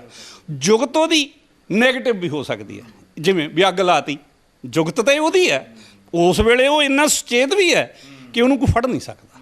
ਸੋ ਕਹਿਣ ਦਾ ਮਤਲਬ ਇਹ ਆ, ਜੇ ਇਹਦੇ ਰਾਹੀਂ ਆਪਾਂ ਇੰਨੀ ਕੀ ਗੱਲ ਵੀ ਕਰਨੀ ਹੋਵੇ ਕਿ ਸਭ ਤੋਂ ਪਹਿਲੀ ਗੱਲ ਤਾਂ ਇਹ ਵੀ ਜੇ ਪਰਿਵਾਰ ਦਾ ਮੁਖੀ ਪਰਿਵਾਰ ਸਾਰੇ ਪਰਿਵਾਰ ਨਾਲ ਮੋਹ ਪਿਆਰ ਬਰਾਬਰ ਕਰੇ, ਖਾਣ ਪੀਣ 'ਚ ਵਿਤਕਰਾ ਨਾ ਕਰੇ, ਕੰਮ 'ਚ ਵਿਤਕਰਾ ਨਾ ਕਰੇ, ਪਹਿਨਣ 'ਚ ਵਿਤਕਰਾ ਨਾ ਕਰੇ, ਆਦਰ ਮਾਣ ਸਤਿਕਾਰ 'ਚ ਵਿਤਕਰਾ ਨਾ ਕਰੇ, ਤਾਂ ਇਹੋ ਜਿਹੀਆਂ ਘਟਨਾਵਾਂ ਤੋਂ ਬਚੇ ਹੀ ਜਾ ਸਕਦਾ। ਫਿਰ ਵੀ ਪਰਿਵਾਰ ਆਪਣੀ ਘੰਟੇ ਅੱਧੇ ਘੰਟੇ ਦੀ ਗੱਲਬਾਤ ਸੁਣ ਕੇ ਤਾਂ ਇੰਨਾ ਜਾਗਰਤ ਵੀ ਨਹੀਂ ਹੋ ਸਕਦਾ। ਫਿਰ ਵੀ ਤਰਕਸ਼ੀਲ ਸੁਸਾਇਟੀ ਵੱਲੋਂ ਇਹ ਬੇਨਤੀ ਅਸੀਂ ਜ਼ਰੂਰ ਕਰ ਦਿੰਦੇ ਹਾਂ ਕਿ ਅਗਰ ਫਿਰ ਵੀ ਕਿਤੇ ਕੋਈ ਘਟਨਾਵਾਂ ਹੁੰਦੀਆਂ ਤਾਂ ਕਿਸੇ ਡੇਰੇ, ਕਿਸੇ ਬਾਬੇ, ਕਿਸੇ ਤਾਂਤਰਿਕ ਤੋਂ ਲੁੱਟ ਕਰਾਉਣ ਦੀ ਲੋੜ ਨਹੀਂ ਹੈ। ਸਾਰੇ ਪੰਜਾਬ 'ਚ ਇੱਕ ਪੂਰਾ ਨੈਟਵਰਕ, ਇੱਕ ਜਾਲ ਵਿਛਿਆ ਤਰਕਸ਼ੀਲ ਸੁਸਾਇਟੀ ਦਾ, ਅਤੇ ਉਹ ਤਰਕਸ਼ੀਲ ਸੁਸਾਇਟੀ ਨੂੰ ਕਿਤੇ ਵੀ ਸੰਪਰਕ ਕਰ ਸਕਦੇ ਆ ਅਤੇ ਸਾਡੇ ਮੈਂਬਰ ਬਿਲਕੁਲ ਇੱਕ ਪਰਿਵਾਰਕ ਮੈਂਬਰਾਂ ਦੀ ਤਰ੍ਹਾਂ ਉਸ ਮਸਲੇ ਨੂੰ ਸੁਲਝਾਉਣਗੇ। ਸਾਡੀ ਇੱਕੋ ਹੀ ਕੋਸ਼ਿਸ਼ ਹੁੰਦੀ ਹੈ, ਇੱਕੋ ਹੀ ਕਹਿਣਾ ਹੁੰਦਾ ਕਿ ਜੇ ਸਾਨੂੰ ਕੋਆਪਰੇਸ਼ਨ ਪੂਰੀ ਮਿਲੇ, ਸਹਿਯੋਗ ਮਿਲੇ, ਤਾਂ 37 ਸਾਲਾਂ ਦਾ ਇਹ ਵੀ ਰਿਕਾਰਡ ਆ ਕਿ ਕੋਈ ਕੇਸ ਹੱਲ ਹੋਣੋਂ ਨਹੀਂ ਰਿਹਾ। ਤੁਸੀਂ ਕੋਈ ਵਿਅਕਤੀ ਤੁਹਾਨੂੰ ਬੁਲਾ ਲੈਂਦਾ ਜੀ, ਸਾਡੇ ਬੰਦੇ ਦੇ ਵਿੱਚ ਭੂਤ ਆ ਰਹੀ ਹੈ, ਸਿਰ ਹਿਲਾਉਂਦਾ, ਉਹ ਆਵਾਜ਼ਾਂ ਬਦਲ ਜਾਂਦੀਆਂ, ਜਿਵੇਂ ਤੁਸੀਂ ਕਿਹਾ ਕਈ ਭਾਰੀ ਆਵਾਜ਼ ਹੋ ਜਾਂਦੀ ਬੰਦੇ ਦੀ ਆਵਾਜ਼, ਮੈਂ ਫਲਾਨਾ ਬੋਲਦਾ, ਫਿਰ ਉਹਨੂੰ ਤੁਹਾਡਾ ਹੱਲ ਕਰਨ ਦਾ ਕੋਈ ਤੁਸੀਂ ਕੀਤਾ ਹੋਵੇ, ਉਹਦੀ ਐਗਜ਼ਾਮਪਲ ਦੇ ਕੇ ਜਾਂ ਤੁਸੀਂ ਸਾਨੂੰ ਜ਼ਰੂਰ ਸਮਝਾਓ ਵੀ ਉਹਨੂੰ ਹੱਲ ਕਿਵੇਂ ਕਰਦੇ ਹੋ ਫਿਰ? ਮਨਿੰਦਰ ਜੀ ਉਹ ਤਾਂ ਪਹਿਲਾਂ ਵੀ ਇਹ ਕਈ ਵਾਰੀ ਰਿਕਾਰਡਡ ਗੱਲ ਆ, ਮੈਂ ਇਸ ਗੱਲ ਕਰਕੇ ਰਿਪੀਟ ਕਰ ਦਿੰਦਾ ਹੁੰਦਾ, ਕਈ ਗੱਲਾਂ 'ਚੋਂ ਸਮਝ ਸੌਖਾ ਆ ਜਾਂਦਾ। ਸਾਡੇ ਭਦੌੜ ਦੀ ਇੱਕ ਰਿਸ਼ਤੇਦਾਰੀ ਹੈ, ਪਿੰਡ ਬੋਡੇ, ਠੀਕ ਹੈ, ਮੋਗੇ ਜ਼ਿਲ੍ਹੇ ਦਾ ਪਿੰਡ ਹੈ। ਉਹ ਮੇਰੇ ਕੋਲ ਆਇਆ, ਕਹਿੰਦਾ ਜੀ ਤੁਸੀਂ ਭੂਤਾਂ ਨੂੰ ਨਹੀਂ ਮੰਨਦੇ? ਅਸੀਂ ਆਖਿਆ ਵੀ ਤਰਕਸ਼ੀਲ ਸੁਸਾਇਟੀ ਸਾਡੀ ਕਿਸੇ ਵੀ ਅਜਿਹੀ ਚੀਜ਼ ਨੂੰ ਨਹੀਂ ਮੰਨਦੀ ਜਿਹਦਾ ਸਬੂਤ ਨਾ ਹੋਵੇ, ਜਿਹੜੀ ਸਾਬਤ ਨਾ ਹੋ ਸਕਦੀ ਹੋਵੇ ਵਿਗਿਆਨਕ ਤੌਰ 'ਤੇ। ਮੈਂ ਕਿਹਾ ਵੀ ਕੀ ਗੱਲ ਹੈ? ਕਹਿੰਦਾ ਜੀ ਐਂ ਕਰਕੇ ਸਾਡੀ ਰਿਸ਼ਤੇਦਾਰੀ ਆ ਅਤੇ ਉਹਨਾਂ ਦੇ ਤਾਂ ਘਰ 'ਚ ਭੂਤ ਆ ਗਿਆ। ਕਿਹਦਾ ਭੂਤ ਆ ਗਿਆ? ਕਹਿੰਦਾ ਜੀ ਉਸ ਪਿੰਡ 'ਚ ਮੇਰੀ ਭੂਆ, ਕਹਿੰਦਾ ਉੱਥੇ ਬੋਰਡੇ, ਉਸ ਪਿੰਡ 'ਚ ਕੋਈ ਮੇਰੀ ਭੂਆ ਦੇ ਤਾਂ ਵਿਆਹ ਤੋਂ ਵੀ 40-50 ਸਾਲ ਪਹਿਲਾਂ ਕਿਸੇ ਵਿਅਕਤੀ ਨੂੰ ਕੋਈ ਲੜਾਈ ਦੌਰਾਨ ਕਿਸੇ ਨੇ ਵੜਤਾ ਸੀ, ਕਹਿ ਲਓ, ਗੰਡਾਸਿਆ ਨਾ, ਕਿਰਪਾਨਾਂ ਨਾ ਕਹਿ ਲਓ, ਅਤੇ ਉਹਦੀ ਕਹਿੰਦੇ ਵੀ ਸਾਰਾ ਪਿੰਡ ਕਹਿੰਦਾ ਵੀ ਗਤੀ ਨਹੀਂ ਹੋਈ। ਉਹ ਕਦੇ ਕਿਸੇ 'ਚ ਆ ਜਾਂਦਾ, ਕਦੇ ਕਿਸੇ 'ਚ ਆ ਜਾਂਦਾ। ਹੁਣ ਕਹਿੰਦਾ ਮੇਰੀ ਭੂਆ ਕੇ ਘਰੇ ਆ ਗਿਆ। ਕੀ ਕਰਦਾ ਭੂਆ ਕੇ ਘਰੇ ਆ ਕੇ? ਕਹਿੰਦਾ ਜੀ ਮੇਰੀ ਭੂਆ 'ਚ ਆ ਜਾਂਦਾ। ਕੀ ਹੁੰਦਾ ਭੂਆ ਨੂੰ? ਕਹਿੰਦਾ ਜੀ ਉਹਦਾ ਤਾਂ ਬਸ ਫਿਰ ਸਿਰ ਘੁੰਮਦਾ, 2-2 ਘੰਟੇ ਚੱਕੀ ਵਾਂਗੂ ਸਿਰ ਘੁੰਮਦਾ, ਅਤੇ ਜੇ ਕੋਈ ਗੱਲ ਕਰਦੇ ਹਾਂ, ਸਵਾਲ ਕਰਦੇ ਹਾਂ, ਘਰ ਦੀਆਂ ਸਾਰੀਆਂ ਗੱਲਾਂ ਸੱਚੀਆਂ ਦੱਸਦਾ। ਅਸੀਂ ਆਖਿਆ ਵੀ ਕੋਈ ਗੱਲ ਨਹੀਂ, ਜਿੱਦੇ ਸਾਡੀ ਟੀਮ ਜਾਊਗੀ ਇਹ ਹੱਲ ਹੋ ਜਾਊਗਾ। ਕੇਸ ਇਹੋ ਜਿਹੇ ਪਹਿਲਾਂ ਵੀ ਆਏ ਆ, ਆਪਾਂ ਇਹਨੂੰ ਵੀ ਹੱਲ ਕਰ ਲਾਂਗੇ। ਚਲੋ ਅਸੀਂ ਐਤਵਾਰ ਦਾ ਦਿਨ ਰੱਖ ਕੇ 3 ਜਾਣੇ ਚਲੇ ਗਏ। ਦੇਖਿਆ ਕਰਿਆ, ਖੁੱਲ੍ਹਾ ਜਿਹਾ ਘਰ ਸੀ ਜ਼ਿਮੀਂਦਾਰਾਂ ਦਾ। ਅਸੀਂ ਜਾ ਕੇ ਜਦੋਂ ਵੱਡੇ ਗੇਟ ਤੋਂ ਐਂਟਰੀ ਲੈਂਦੇ ਹਾਂ, ਸਰਦੀ ਦੇ ਦਿਨ ਸੀ, ਅਤੇ ਮਾਈ ਦੀ ਉਮਰ ਹੋਊ ਕੋਈ 60 ਸਾਲ ਦੀ, ਅਤੇ ਉਹ ਸਾਹਮਣੇ ਬੈਠੀ ਧੁੱਪ ਸੇਕੀ ਜਾਂਦੀ ਹੈ। ਜਦੋਂ ਅਸੀਂ ਅੰਦਰ ਵੜੇ ਤਾਂ ਇੱਕਦਮ, ਕਿਉਂਕਿ ਸਾਡਾ ਤਾਂ ਧਿਆਨ ਉਹਦੇ 'ਤੇ ਫੋਕਸ ਸੀ, ਐਂ ਕਹਿ ਲਓ ਉਹਦਾ ਵੀ ਸਾਡੇ 'ਤੇ ਫੋਕਸ ਸੀ। ਜਦੋਂ ਅਸੀਂ ਐਂਟਰੀ ਲੈਂਦੇ ਹਾਂ ਤਾਂ ਉਹਨੂੰ ਤਕਲੀਫ ਹੋਣੀ ਸ਼ੁਰੂ ਹੋ ਗਈ। ਪਹਿਲਾਂ ਇਸ ਤਰ੍ਹਾਂ ਜੇ ਕਰਕੇ ਐਂ ਘੁੰਡ ਜੇ ਮੁੜੇ, ਫਿਰ ਧੌਣ ਜੀ ਆਕੜੀ, ਫਿਰ ਜੀਭ ਜੀ ਬਾਹਰ ਨਿਕਲੀ। ਜਿਉਂ-ਜਿਉਂ ਅਸੀਂ ਨੇੜੇ ਜਾਈਏ ਉਹਦੀ ਤਕਲੀਫ ਵੱਧਦੀ ਜਾਵੇ। ਜਦੋਂ ਅਸੀਂ ਕੋਲੇ ਚਲੇ ਗਏ ਜਮ੍ਹਾਂ ਹੀ, ਅਤੇ ਉਹਦਾ ਸਿਰ ਘੁੰਮਣਾ ਸ਼ੁਰੂ ਹੋ ਗਿਆ ਜਿਵੇਂ ਦੱਸਿਆ ਸੀ। ਅਤੇ ਪੁੱਛਿਆ, ਕਹਿੰਦੇ ਜੀ ਹਾਂ 2-2 ਘੰਟੇ ਘੁੰਮਦਾ। ਚਲੋ ਸਾਡਾ ਜਿੰਨਾ ਕੁ ਤਜਰਬਾ ਸੀ ਕਿ 5-4 ਮਿੰਟ ਤੇਜ਼ ਘੁੰਮੂਗਾ, ਫਿਰ ਹੌਲੀ ਹੋ ਜਾਊਗਾ। ਉਹਨਾਂ ਨੇ ਸਾਨੂੰ ਕੁਰਸੀਆਂ ਡਾਹਤੀਆਂ, ਉਹੀ ਉਵੇਂ ਹੀ ਹੋਇਆ। ਤੇਜ਼ ਘੁੰਮਦਾ ਸੀ ਸਿਰ, ਹੌਲੀ ਹੋ ਗਿਆ। ਉਹ ਕਹਿੰਦੇ ਸੀ ਵੀ ਜਦੋਂ ਭੂਤ ਨਾਲ ਗੱਲਾਂ ਕਰਦੇ ਆ ਤਾਂ ਉਹ ਸੱਚੀਆਂ ਗੱਲਾਂ ਦੱਸਦਾ ਘਰ ਦੀ। ਅੱਛਾ, ਸਾਡੇ ਲਈ ਇਹ ਕੰਮ ਸੌਖਾ ਹੋ ਜਾਂਦਾ, ਕਿਉਂਕਿ ਉਸ ਵੇਲੇ ਸਬਕੌਂਸ਼ੀਅਸ ਮਾਈਂਡ ਆ ਜਿਹੜਾ ਉਹਦਾ, ਅਰਧ ਚੇਤਨ ਮਨ ਆ, ਉਹ ਐਕਟੀਵੇਟ ਹੋਇਆ ਪਿਆ, ਉਹ ਸਹੀ ਦੱਸੂ ਗੱਲ ਕੀ ਹੈ। ਅਸੀਂ ਬੈਠੇ ਕੁਰਸੀਆਂ 'ਤੇ, ਅਤੇ ਮੈਂ ਉਹਨੂੰ ਸਵਾਲ ਕਰਤਾ। ਮੈਂ ਕਿਹਾ ਵੀ ਕੌਣ ਹੈ ਤੂੰ? ਕਹਿੰਦਾ ਜੀ ਮੈਂ ਬਲਦੇਵ ਸਿੰਘ। ਮੈਂ ਕਿਹਾ ਵੀ ਤੂੰ ਇਹਨਾਂ ਦੇ ਘਰੇ ਕੀ ਕਰਨਾ ਆ? ਕਹਿੰਦਾ ਜੀ ਜਿਨ੍ਹਾਂ ਦੇ ਘਰੇ ਮੈਂ ਪਹਿਲਾਂ ਹੁੰਦਾ ਸੀ ਉਹਨਾਂ ਨੇ ਸਾਧ ਬਾਬਾ ਸੱਦ ਕੇ ਆਪਦਾ ਇਲਾਜ ਕਰਾ ਲਿਆ, ਮੈਨੂੰ ਉੱਥੋਂ ਕੱਢਤਾ, ਹੁਣ ਮੈਂ ਇਹਨਾਂ ਦੇ ਆ ਗਿਆ। ਅਸੀਂ ਆਖਿਆ ਵੀ ਅੱਜ ਅਸੀਂ ਤੈਨੂੰ ਇੱਥੋਂ ਕੱਢਣ ਆਏ ਹਾਂ, ਤੂੰ ਭਲੀ ਮਾਨਸੀ ਨਾਲ ਨਿਕਲੇਂਗਾ ਕਿ ਸਖਤੀ ਨਾਲ, ਇਹ ਹੁਣ ਤੂੰ ਦੱਸ। ਸਿਰ ਘੁੰਮੀ ਜਾਂਦਾ। ਕਹਿੰਦਾ ਜੀ ਮੇਰੀਆਂ 2 ਮੰਗਾਂ, ਜੇ ਪੂਰੀਆਂ ਕਰਾ ਦੂੰ ਮੈਂ ਨਿਕਲ ਜੂ। ਅਸੀਂ ਆਖਿਆ ਵੀ ਦੱਸ, ਜੇ ਪੂਰੀਆਂ ਹੋਣ ਵਾਲੀਆਂ ਹੋਈਆਂ ਜ਼ਰੂਰ ਕਰਾਵਾਂਗੇ, ਜੇ ਨਾ ਪੂਰੀਆਂ ਹੋਣ ਵਾਲੀਆਂ ਹੋਈਆਂ ਫਿਰ ਤੈਨੂੰ ਜਾਣਾ ਤਾਂ ਵੀ ਪਊ, ਦੱਸ ਕੀ ਆ ਤੇਰੀਆਂ ਮੰਗਾਂ। ਸੋ ਸਿਰ ਘੁੰਮੀ ਜਾਂਦਾ, ਹੌਲੀ ਹੌਲੀ ਉਹ ਬੋਲਦਾ, ਬੰਦੇ ਦੀ ਆਵਾਜ਼ ਆ ਰਹੀ ਆ ਮਾਈ ਦੇ ਅੰਦਰੋਂ ਕਿ ਇਸ ਘਰ ਦਾ ਮੁਖੀ ਆ ਬਲਦੇਵ ਸਿੰਘ। ਆਖਿਆ ਹੈਗਾ ਵੀ ਹਾਂ, ਸਾਨੂੰ ਉਹਨਾਂ ਨੇ ਸੱਦਿਆ। ਉਹ ਇਸ ਘਰ ਦਾ ਭੋਰਾ ਫਿਕਰ ਨਹੀਂ ਕਰਦਾ। ਦੱਸ ਭਾਈ ਕਿਹੜੀ ਗੱਲੋਂ ਨਹੀਂ ਕਰਦਾ? ਘਰੇ 2 ਧੀਆਂ ਵਿਆਹੁਣ ਵਾਲੀਆਂ, ਉਹ ਹੋਰ ਕੰਮਾਂ 'ਚ ਦਾ ਧਿਆਨ ਦਿੰਦਾ, ਉਹਨਾਂ ਦਾ ਫਿਕਰ ਨਹੀਂ ਕਰਦਾ। 50% ਗੱਲ ਸਮਝ ਆ ਗਈ। ਹੋਰ ਦੱਸ ਤੇਰੀ ਦੂਜੀ ਮੰਗ? ਉਹਨੇ ਕੋਈ ਕੰਮ ਕਰਨਾ ਹੋਵੇ ਉਹ ਆਪਦੇ ਘਰ ਵਾਲੀ ਨਾਲ ਸਲਾਹ ਨਹੀਂ ਕਰਦਾ, ਰਾਏ ਨਹੀਂ ਕਰਦਾ, ਮਸ਼ਵਰਾ ਨਹੀਂ ਕਰਦਾ, ਮਨਮਰਜ਼ੀਆਂ ਕਰਦਾ। 100% ਹੀ ਗੱਲ ਸਮਝ ਆ ਗਈ ਕਿ ਇੱਕ ਮਾਂ ਦੇ ਮਨ ਤੇ ਬੋਝ ਪਿਆ ਕਿ ਉਹਦੀਆਂ ਬੱਚੀਆਂ ਉਮਰ ਵੱਡੀ ਹੋਈ ਜਾਂਦੀ ਹੈ, ਉਹਨਾਂ ਦਾ ਉਹ ਫਿਕਰ ਨਹੀਂ ਕਰਦਾ, ਰਿਸ਼ਤਾ ਨਹੀਂ ਕਰਦਾ।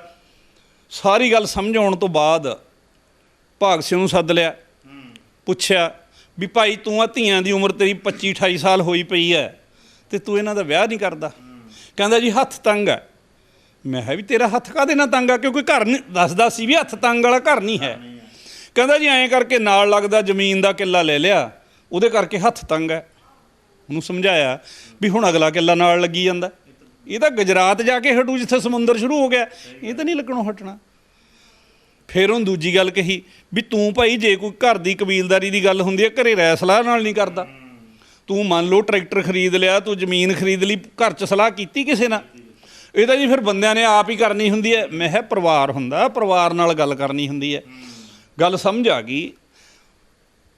ਸਮਝਾਤਾ ਭਾਗ ਸਿੰਘ ਨੂੰ ਵੀ ਭਾਈ ਸਾਰੇ ਕੰਮ ਛੱਡ ਦੇ, ਕੁੜੀਆਂ ਦਾ ਰਿਸ਼ਤਾ ਛੇਤੀ ਤੋਂ ਛੇਤੀ ਕਰ ਦੇ। ਉਦੋਂ ਬਾਅਦ ਅਸੀਂ ਬਲਦੇਵ ਸਿੰਘ ਨੂੰ ਸੰਬੋਧਿਤ ਹੋ ਗਏ ਵੀ ਬਲਦੇਵ ਸਿੰਘ ਤੇਰੀਆਂ ਦੋਨੇ ਗੱਲਾਂ ਸਿਆਣੀਆਂ ਸੀ, ਸੁਣਨ ਵਾਲੀਆਂ ਸੀ, ਮੰਨਣ ਵਾਲੀਆਂ ਸੀ, ਕਹਿ ਤਾਂ ਮੰਨੀਆਂ। ਹੁਣ ਤੂੰ ਨਿਸ਼ਾਨੀ ਦੇ ਕੇ ਜਾ, ਸਾਨੂੰ ਤਾਂ ਪਤਾ ਤੂੰ ਜਾਵੜੇਂਗਾ ਇਸ ਘਰੋਂ, ਮੁੜ ਕੇ ਨਹੀਂ ਆਉਂਦਾ, ਪਰ ਘਰਦਿਆਂ ਨੂੰ ਤਸੱਲੀ ਕਿਵੇਂ ਹੋਊ? ਕਹਿੰਦਾ ਜੀ ਮੈਂ ਤਾਂ ਫੇਰ ਜਾਊਂ, ਪਹਿਲਾਂ ਲੈਚੀਆਂ ਵਾਲੀ ਚਾਹ ਪਿਓ। ਇਹ ਵੀ ਇੱਕ ਸੰਕਲਪ ਆ ਸਾਡੇ ਸਮਾਜ ਦਾ ਕਿ ਭੂਤ ਪ੍ਰੇਤ ਖਾਣ ਨੂੰ ਹਮੇਸ਼ਾ ਚੰਗਾ ਹੀ ਮੰਗਦਾ। ਮੈਂ ਉਹ ਵੱਡੀ ਕੁੜੀ ਨੂੰ ਆਖਿਆ, ਮੈਂ ਕਿਹਾ ਪੁੱਤ ਐਂ ਕਰ ਵਧੀਆ ਜੀ ਚਾਹ ਬਣਾ, ਆਪਾਂ ਬਲਦੇਵ ਸਿੰਘ ਨੂੰ ਵਿਦਾ ਕਰੀਏ ਘਰੋਂ।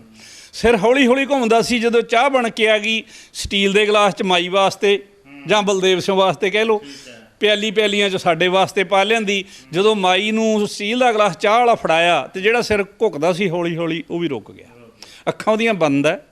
ਹੌਲੀ ਹੌਲੀ ਉਹਨੇ ਚਾਹ ਪੀਤੀ, ਅਸੀਂ ਵੀ ਚਾਹ ਪੀ ਲਈ। ਜਦੋਂ ਗਲਾਸ ਖਾਲੀ ਹੋ ਗਿਆ ਉਹਨੇ ਚਲਾ ਕੇ ਵਿਹੜੇ 'ਚ ਮਾਰਿਆ ਐਂ ਕਰਕੇ, ਸੁਰਤ ਸਿਰ ਹੋ ਕੇ ਬੈਠ ਗਈ। ਜਾਣੀ ਉਹਦੇ ਮਨ ਦਾ ਕਹਿ ਲਓ ਕਿ ਬੋਝ ਲੈ ਗਿਆ ਤੇ ਬੜੀ ਖੁਸ਼ੀ ਹੋਈ। ਉਦੋਂ ਬਾਅਦ ਕੁਛ ਚਿਰ ਬਾਅਦ ਉਹ ਮੁੰਡਾ ਜਿਹੜਾ ਸਾਨੂੰ ਲੈ ਕੇ ਗਿਆ ਸੀਗਾ ਤੇ ਉਹ ਲੱਡੂਆਂ ਦਾ ਡੱਬਾ ਲੈ ਕੇ ਆ ਗਿਆ। ਪੁੱਛਿਆ ਵੀ ਭਾਈ ਕਿਵੇਂ ਆ? ਨੰਦਾ ਇਹ ਸੀਗਾ ਵੀ ਇਸ ਗੱਲ ਕਰਕੇ ਲਿਆਇਆ ਇਹ ਵੀ ਭਾਈ ਉਦੋਂ ਮੁੜ ਕੇ ਬਲਦੇਵ ਸਿੰਘ ਨਹੀਂ ਆਇਆ, ਪਰ ਉਹ ਕਹਿੰਦਾ ਜੀ ਦੋਹਾਂ ਲੜਕੀਆਂ ਦਾ ਇਕੱਠਾ ਹੀ ਰਿਸ਼ਤਾ ਹੋ ਗਿਆ ਤੇ ਹੁਣ ਵਧੀਆ ਖੁਸ਼ੀ ਵੱਸਦੇ ਆ। ਹੁਣ ਤੁਸੀਂ ਆਪੇ ਸੋਚ ਸਕਦੇ ਹੋ ਵੀ ਇਹ ਭੂਤ ਮਰੇ ਹੋਏ ਬੰਦੇ ਦਾ ਸੀ ਕਿ ਸਾਡੇ ਸਮਾਜਿਕ ਹਾਲਤਾਂ ਦਾ, ਪਰਿਵਾਰਕ ਹਾਲਤਾਂ ਦਾ ਭੂਤ ਆ। ਇਹੋ ਜਿਹੇ ਕਿੰਨੇ ਹੀ ਕੇਸ ਆ, ਹਜ਼ਾਰਾਂ ਹੀ ਕੇਸ। ਤਰਕਸ਼ੀਲ ਸੁਸਾਇਟੀ ਦੇ ਲਗਭਗ 80 ਯੂਨਿਟ ਬ੍ਰਾਂਚਾਂ ਨੇ ਪੰਜਾਬ ਦੇ ਅੰਦਰ, ਹਰਿਆਣੇ 'ਚ ਵੀ ਨੇ, ਅੱਗੇ ਆਪਾਂ ਕਹਿ ਲਈਏ ਇੱਧਰ ਹੁਣ ਤਾਂ ਹਿਮਾਚਲ ਵੱਲ ਵੀ 1-2 ਬਣੇ ਆ ਤੇ ਬਾਹਰ ਵੀ ਹੈਗੇ ਆ, ਜਿਹੜੇ ਸਾਰੇ ਇਹੋ ਜਿਹੇ ਕੇਸਾਂ ਮਸਲਿਆਂ ਨੂੰ ਸੁਲਝਾਉਂਦੇ ਆ। ਤੇ ਬਕਾਇਦਾ ਬਹੁਤ ਪੁਰਾਣਾ ਸੈਂਟਰ ਆ ਕ੍ਰਿਸ਼ਨ ਬਰਗਾੜੀ ਤੋਂ ਵੇਲੇ ਦਾ ਬਰਗਾੜੀ ਚੱਲਦਾ, ਜਿੱਥੇ ਪਹਿਲਾਂ ਐਤਵਾਰ ਨੂੰ, ਹੁਣ ਹਰ ਸ਼ਨੀਵਾਰ ਨੂੰ ਉੱਥੇ ਇਹੋ ਜਿਹੇ ਮਰੀਜ਼ਾਂ ਨੂੰ ਤਰਕਸ਼ੀਲ ਸੁਸਾਇਟੀ ਠੀਕ ਕਰਦੀ ਹੈ। ਜਾਣੀ ਕਹਿਣ ਦਾ ਮਤਲਬ ਇੱਕੋ ਹੀ ਆ ਕਿ ਇਸ ਤਰ੍ਹਾਂ ਦੀ ਸਥਿਤੀ, ਇਸ ਤਰ੍ਹਾਂ ਦੀ ਗੱਲ, ਮਰੇ ਹੋਏ ਬੰਦੇ ਦੇ ਭੂਤ ਦਾ ਕਿਸੇ 'ਚ ਆਉਣ ਵਾਲੀ ਗੱਲ, ਇਹ 100% ਦੀ 100% ਝੂਠ ਹੈ। ਪਰ ਜਦੋਂ ਸਮਾਜ ਦਾ ਪੱਧਰ ਨਹੀਂ ਉਹ ਹੁੰਦਾ, ਫਿਰ ਸਮਾਜ ਉਹੋ ਜਿਹੀਆਂ ਗੱਲਾਂ ਨੂੰ ਮੰਨ ਲੈਂਦਾ ਜਿਹੜੀਆਂ ਸਮਾਜ ਨੇ ਸਾਨੂੰ ਸਿਖਾਈਆਂ ਹੁੰਦੀਆਂ। ਐਦੋਂ ਵੱਧ ਕੁਝ ਨਹੀਂ ਹੈ। ਤਰਕਸ਼ੀਲ ਸੁਸਾਇਟੀ ਦਾ ਇਹ ਪੂਰਾ 37 ਸਾਲਾਂ ਦਾ ਤਜਰਬਾ ਤੇ ਇਸ ਚੈਲੰਜ ਨੂੰ ਅੱਜ ਵੀ ਲੈ ਕੇ ਬੈਠੀ ਹੋਈ ਹੈ ਵੀ ਅਗਰ ਕੋਈ ਭੂਤ ਵਿਦਿਆ ਦਾ ਮਾਹਰ ਜਿਹਦੇ ਵੱਸ 'ਚ ਭੂਤਾਂ, ਉਹ ਕੋਈ ਆਪਦੀ ਭੂਤ ਛੱਡ ਕੇ ਸੁਸਾਇਟੀ ਦੇ ਮੈਂਬਰ 'ਚ ਵਾੜ ਦੇ, ਆਪਦੇ ਭੂਤ ਤੋਂ ਕੋਈ ਸੁਸਾਇਟੀ ਮੈਂਬਰ ਦਾ ਨੁਕਸਾਨ ਕਰਾ ਦੇ, ਜਾਂ ਇਦੋਂ ਵੀ ਇੱਕ ਹੋਰ ਸੌਖੀ ਜੀ ਸ਼ਰਤ ਵੀ ਹੈ ਵੀ ਉਹ ਇਹੋ ਜਿਹੀ ਭੂਤ ਕੋਈ ਸਾਹਮਣੇ ਖੜੀ ਕਰ ਦੇ ਜਿਹਦੀ ਫੋਟੋ ਖਿੱਚ ਲੈ ਕੈਮਰੇ 'ਚ ਬਸ, ਤੇ ਉਦੋਂ ਬਾਅਦ ਉਹ ਲੋਪ ਹੋ ਜੇ। ਉਹਨੂੰ ਵੀ ਅਸੀਂ 5 ਲੱਖ ਰੁਪਇਆ ਦੇਣ ਨੂੰ ਤਿਆਰ ਬੈਠੇ ਹਾਂ। ਪਰ 37 ਸਾਲਾਂ 'ਚ ਆਏ ਹੈਗੇ ਇੱਕਾ ਦੁੱਕਾ ਜੀ ਜਿੱਤਣ ਦੀ ਕੋਸ਼ਿਸ਼ ਕਰਨਾ, ਪਰ ਹਜੇ ਤੱਕ ਕਿਸੇ ਨੇ ਜਿੱਤਿਆ ਨਹੀਂ। ਇਹ ਨਾਮ ਇਸ ਵਾਸਤੇ ਨਹੀਂ ਕਿ ਸੁਸਾਇਟੀ ਕੋਲ ਪੈਸੇ ਬਹੁਤ ਆ, ਇਹ ਸਿਰਫ ਇਸ ਵਾਸਤੇ ਆ ਵੀ ਇਹ ਜਿਹੜੇ ਫੋਕੀ ਸ਼ੋਹਰਤ ਵਾਲੇ ਭੱਜ ਫਿਰਦੇ ਆ, ਪਰਦਾ ਚੱਕਿਆ ਜਾਵੇ। ਸੋ ਅਸੀਂ ਤਾਂ ਲੋਕਾਂ ਨੂੰ ਵੀ ਇਹੀ ਕਹਿਣਾ ਚਾਹੁੰਦੇ ਹਾਂ ਕਿ ਪ੍ਰਸ਼ਨ ਕਰਨ ਦੀ ਕੋਸ਼ਿਸ਼ ਕਰੋ। ਤੁਹਾਨੂੰ ਨਹੀਂ ਕੋਈ ਗੱਲ ਸਮਝ ਆਉਂਦੀ ਤਾਂ ਫਿਰ ਮੈਂ ਦੁਬਾਰੇ ਰਿਪੀਟ ਕਰਦਾ ਕਿ ਤਰਕਸ਼ੀਲ ਸੁਸਾਇਟੀ ਪੰਜਾਬ ਦਾ ਮੁੱਖ ਦਫ਼ਤਰ ਬਰਨਾਲੇ ਹੈ। ਬਾਕੀ ਸਾਰੇ ਹੀ ਲਗਭਗ ਜ਼ਿਲ੍ਹਿਆਂ ਦੇ ਵਿੱਚ ਸੁਸਾਇਟੀਆਂ ਹੈਗੀਆਂ ਨੇ, ਗਾਹਾਂ ਤਹਿਸੀਲਾਂ 'ਚ ਕਹਿ ਲਓ ਜਾਂ ਉਂਝ ਸਾਡੇ ਯੂਨਿਟ ਨੇ। ਸਾਰੇ ਪੰਜਾਬ ਨੂੰ 10 ਜ਼ੋਨਾਂ 'ਚ ਵੰਡਿਆ ਹੋਇਆ, ਸਾਰੇ ਥਾਵਾਂ 'ਤੇ ਯੂਨਿਟ ਕੰਮ ਕਰਦੇ ਆ। ਬੇਨਤੀ ਜ਼ਰੂਰ ਕਰਾਂਗੇ ਕਿ ਕਿਸੇ ਬਾਬੇ ਤੋਂ ਆਪਦੀ ਆਰਥਿਕ, ਸਰੀਰਕ ਅਤੇ ਮਾਨਸਿਕ ਲੁੱਟ ਕਰਾਉਣ ਤੋਂ ਪਹਿਲਾਂ ਇੱਕ ਵਾਰੀ ਸੁਸਾਇਟੀ ਨਾਲ ਤਾਲਮੇਲ ਜ਼ਰੂਰ ਕਰੋ ਤੇ ਸਾਡੀ ਕੋਸ਼ਿਸ਼ ਹੋਊ ਕਿ ਤੁਹਾਡੀ ਹਰ ਤਰੀਕੇ ਨਾਲ ਤਸੱਲੀ ਕਰਵਾਈ ਜਾਵੇ।